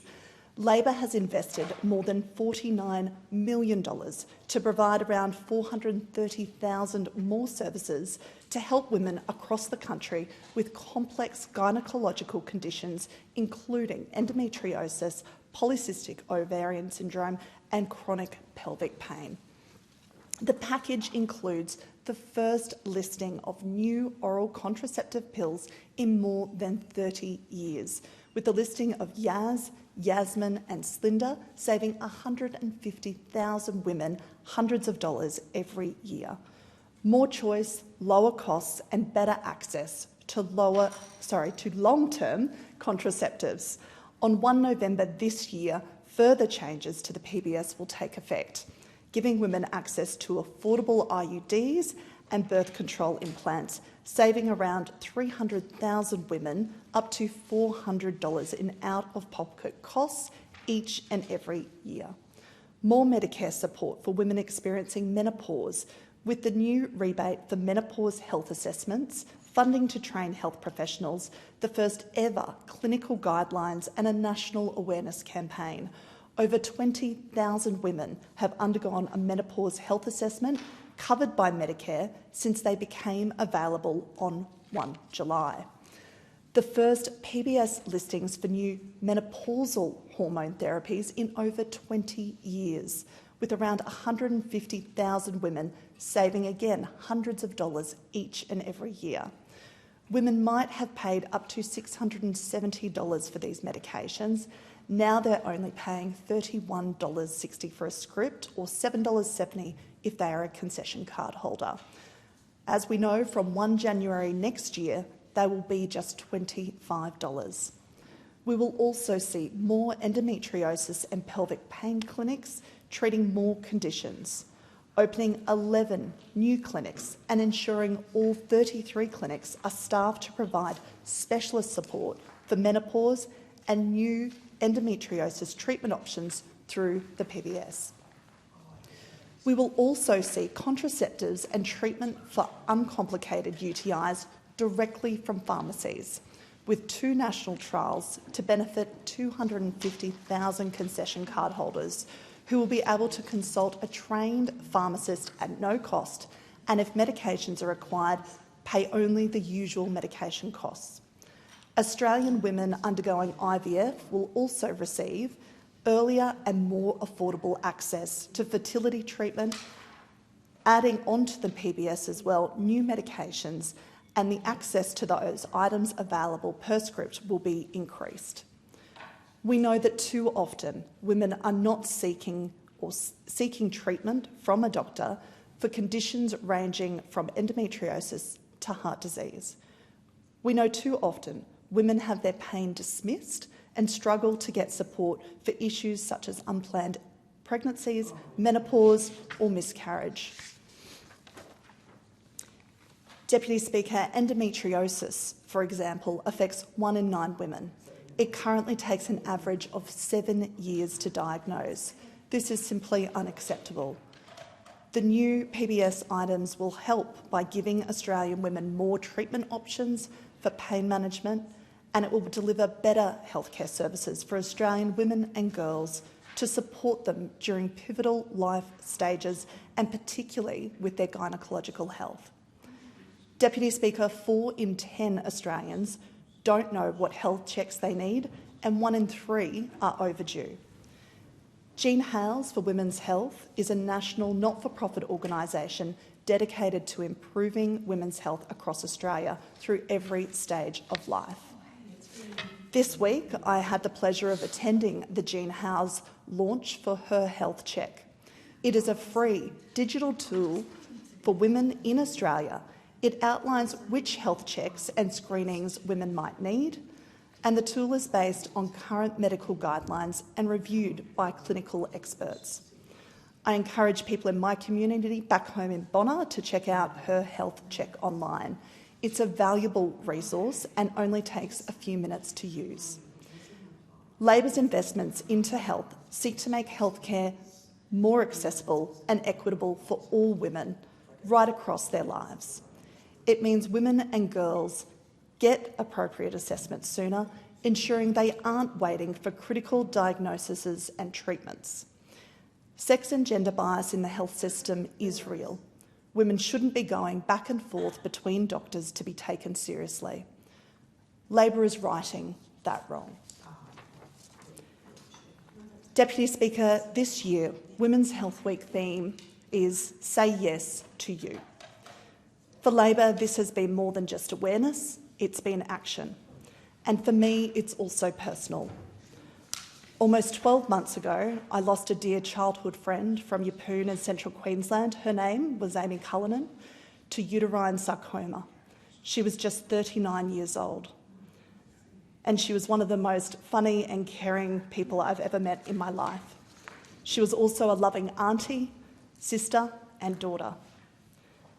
From her diagnosis to her passing, it all happened so quickly. In just a few weeks, we'll mark the anniversary of her death. Amy was someone who loved politics. She would have been so proud to see me standing here, and I know she would want me to use my voice to speak up for women's health. Not just during this week, but every week that I have the honour to be here. Amy's story is a painful reminder of why this work matters. It's about real people, our friends, our sisters, our mothers, our daughters, and making sure their health concerns are never again ignored or dismissed, particularly if they live in a regional part of our country. So today, I speak in memory of Amy and in honour of every woman whose voice has been silenced too soon. We owe it to them to keep raising ours. I'm proud to be part of the Albanese government that is helping put women's health first. And I'll continue to do all I can to make sure every woman is seen, is heard, and is supported. Thank you. Thank you, Amy. Sounds like an incredible friend. Member for Boothby. Thank you, Deputy Speaker, and I'd like to thank the member for Bonna for sharing her deeply personal story that really beautifully explains the importance of Women's Health Week. Deputy Speaker, I speak with a little authority, I hope, on the topic of women's health. I have decades of personal experience, I'm not going to tell you how many decades, with the health system as a woman, through puberty, decades of polycystic ovary syndrome, fertility, high-risk pregnancy and childbirth, postpartum care, that would take a couple of hours to talk about, and dare I say it, perimenopause and menopause. In a past life, I also ran Women's Health and Safety Services in Central Northern Adelaide Health Service, a unit of SA Health, providing health services to 2/3 of the female Adelaide population and also statewide through BreastScreen.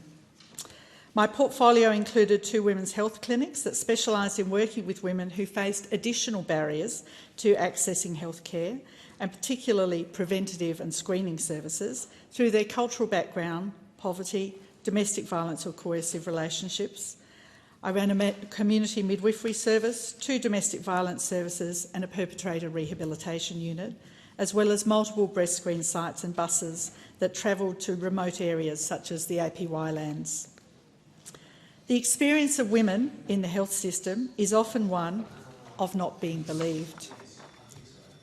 Their pain isn't believed or is minimised, and their symptoms aren't believed or are normalised. I recall taking a call from a family whose 14-year-old daughter was having her first period and was in severe abdominal pain. We sent a doctor out who told her that her pain was normal and that she'd get used to it over time. This was what being an adult woman was like. She was crying, guarding her stomach, very distressed that this was the future that she was looking at for her adult life. When she was still getting worse a few hours later, her parents arranged for her to see another doctor, who diagnosed her with appendicitis and sent her to hospital for an emergency appendectomy. Her pain, unrelated to her women's issues, had been normalised and minimised, and the rationale of period pain meant she had a substandard medical experience that could have been life-threatening.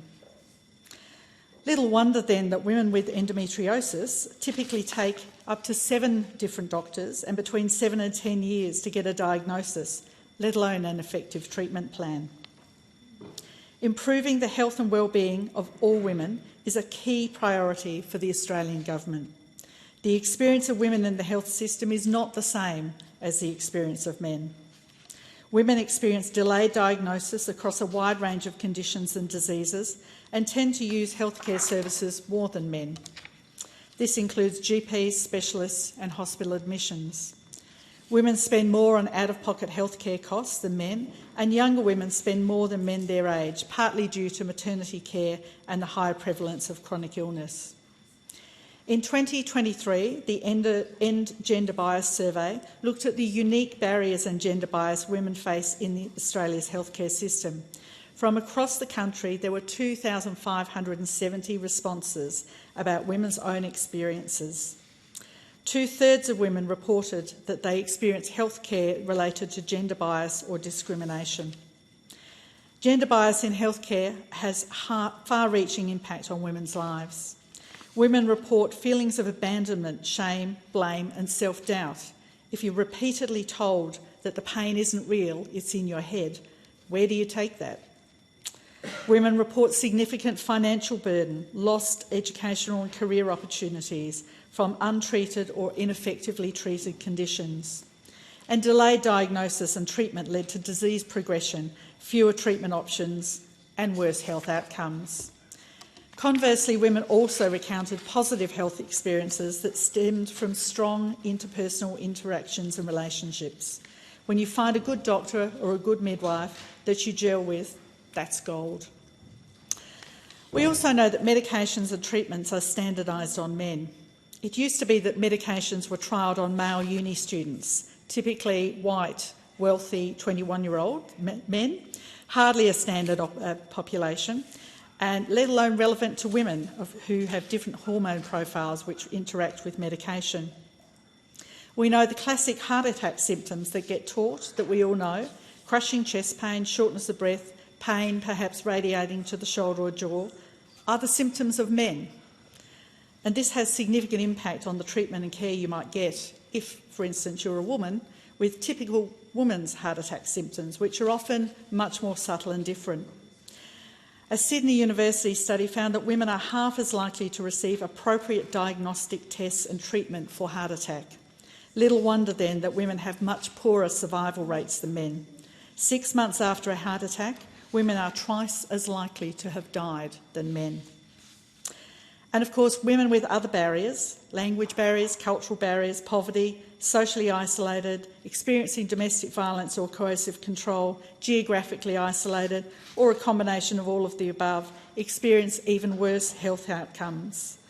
We know that women of colour are even more likely to have their pain ignored. The Albanese Government's National Women's Health Strategy outlines a national approach to improving health outcomes for all women and girls, particularly those at greatest risk of poor health, and aims to reduce inequities in health. Speaker, the Australian Government is investing $792.9 million through the 25-26 budget to increase the capacity of the primary care workforce to support women's health needs, increase access to services and make both services and medicines more affordable. This includes $159.9 million to make it easier for women in Australia to access and afford long-acting reversible contraception, LARCs, one of the most effective and reliable methods of contraception. LARCs are extremely effective, reliable and a cost-effective way for women to manage their fertility and contraception, but the uptake in Australia is considerably lower than comparable countries around the world. We have around 10 to 11% uptake, whereas in Sweden, the UK and parts of Europe it sits just under 30%. Needless to say, when choosing contraception, the woman's doctor plays a fairly important role. If your doctor doesn't feel confident in inserting the LARC, then you probably aren't going to have it offered to you. So this women's health package includes $71.5 million to increase 4 LARC item fees in the Medicare benefit schedule and the creation of new items for nurse practitioners to claim these services. This measure will incentivise healthcare professionals to provide LARC insertions and removals with no out-of-pocket service costs through better remuneration. We're also providing $64.5 million for increased endometriosis and pelvic pain, perimenopause and menopause management and support, including another 11 new endometriosis clinics on top of the 22 that are already in existence. We have an endometriosis clinic in Glenelg in my electorate, and the stories I hear from women who've found their way there are inspirational. In many cases, they've suffered for decades, and it affects their ability to hold down a job, therefore to have income and retirement savings, to have a social life or an intimate relationship, to exercise or maintain their general health. They spend their lives at home curled in a ball on medication. The endometriosis clinic is multi-D and helps people not only through a coordinated care plan between the GPs, the specialists and the allied health professionals. It also helps them develop plans similar to an asthma plan to work out their triggers, to recognise early symptoms and know what to do when that happens and when to seek further help. For many of these women, the most important part is finally being believed and then putting all of the other symptoms together and understanding they're all the same condition. Speaker, we're investing $26.3 million to implement a temporary new health assessment MBS item for women experiencing menopause or perimenopause, and this will be introduced for an initial 2-year period. This is another area where women get substandard care. They're expected to just continue on, and yet there are often long-term life-impacting health impacts for not managing your menopause symptoms. So to be able to have a doctor to spend that time to have a look at what is actually happening in your life and to provide you with the treatment that you need so that you can manage the symptoms and manage any long-term health effects that come out of that is so important and will be life-changing for so many women. Speaker, this is Women's Health Week, and I'd like to say to you and to all the women here, say yes to you. It's time that we looked after ourselves. Thank you. Member for Gorton. Deputy Speaker, I couldn't be prouder to be standing here today, one of the 56% women in our Labor government addressing Women's Health Week. For too long, women's health issues have not been adequately addressed. But on this side of the chamber, we know that women matter, and we're investing in landmark commitments into women's health. Before the Albanese Labor government came into government, there had not been a new contraceptive pill listed on the PBS in 30 years. There had not been a new endometriosis medicine listed on the PBS for 30 years. And there had not been a new menopause hormone treatment listed on the PBS for 20 years. Without women in this place to advocate for our own needs, women's health has fallen by the wayside. This government is taking a new approach to women's health, putting our health at the top of the agenda and ensuring that discussions about women's health are welcomed. This government is working hard to reverse decades of neglect to women's health. Since the 1st of May this year, 365,000 patients have benefited from more than 715,000 new medicines that we have been able to list on the PBS. We're delivering cheaper medicines which will make an impact on their ability to stay in the workplace and save money in their household budgets.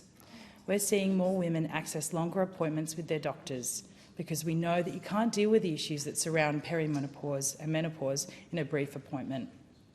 We've invested $573.3 million to deliver more choice, lower costs and better health care for women.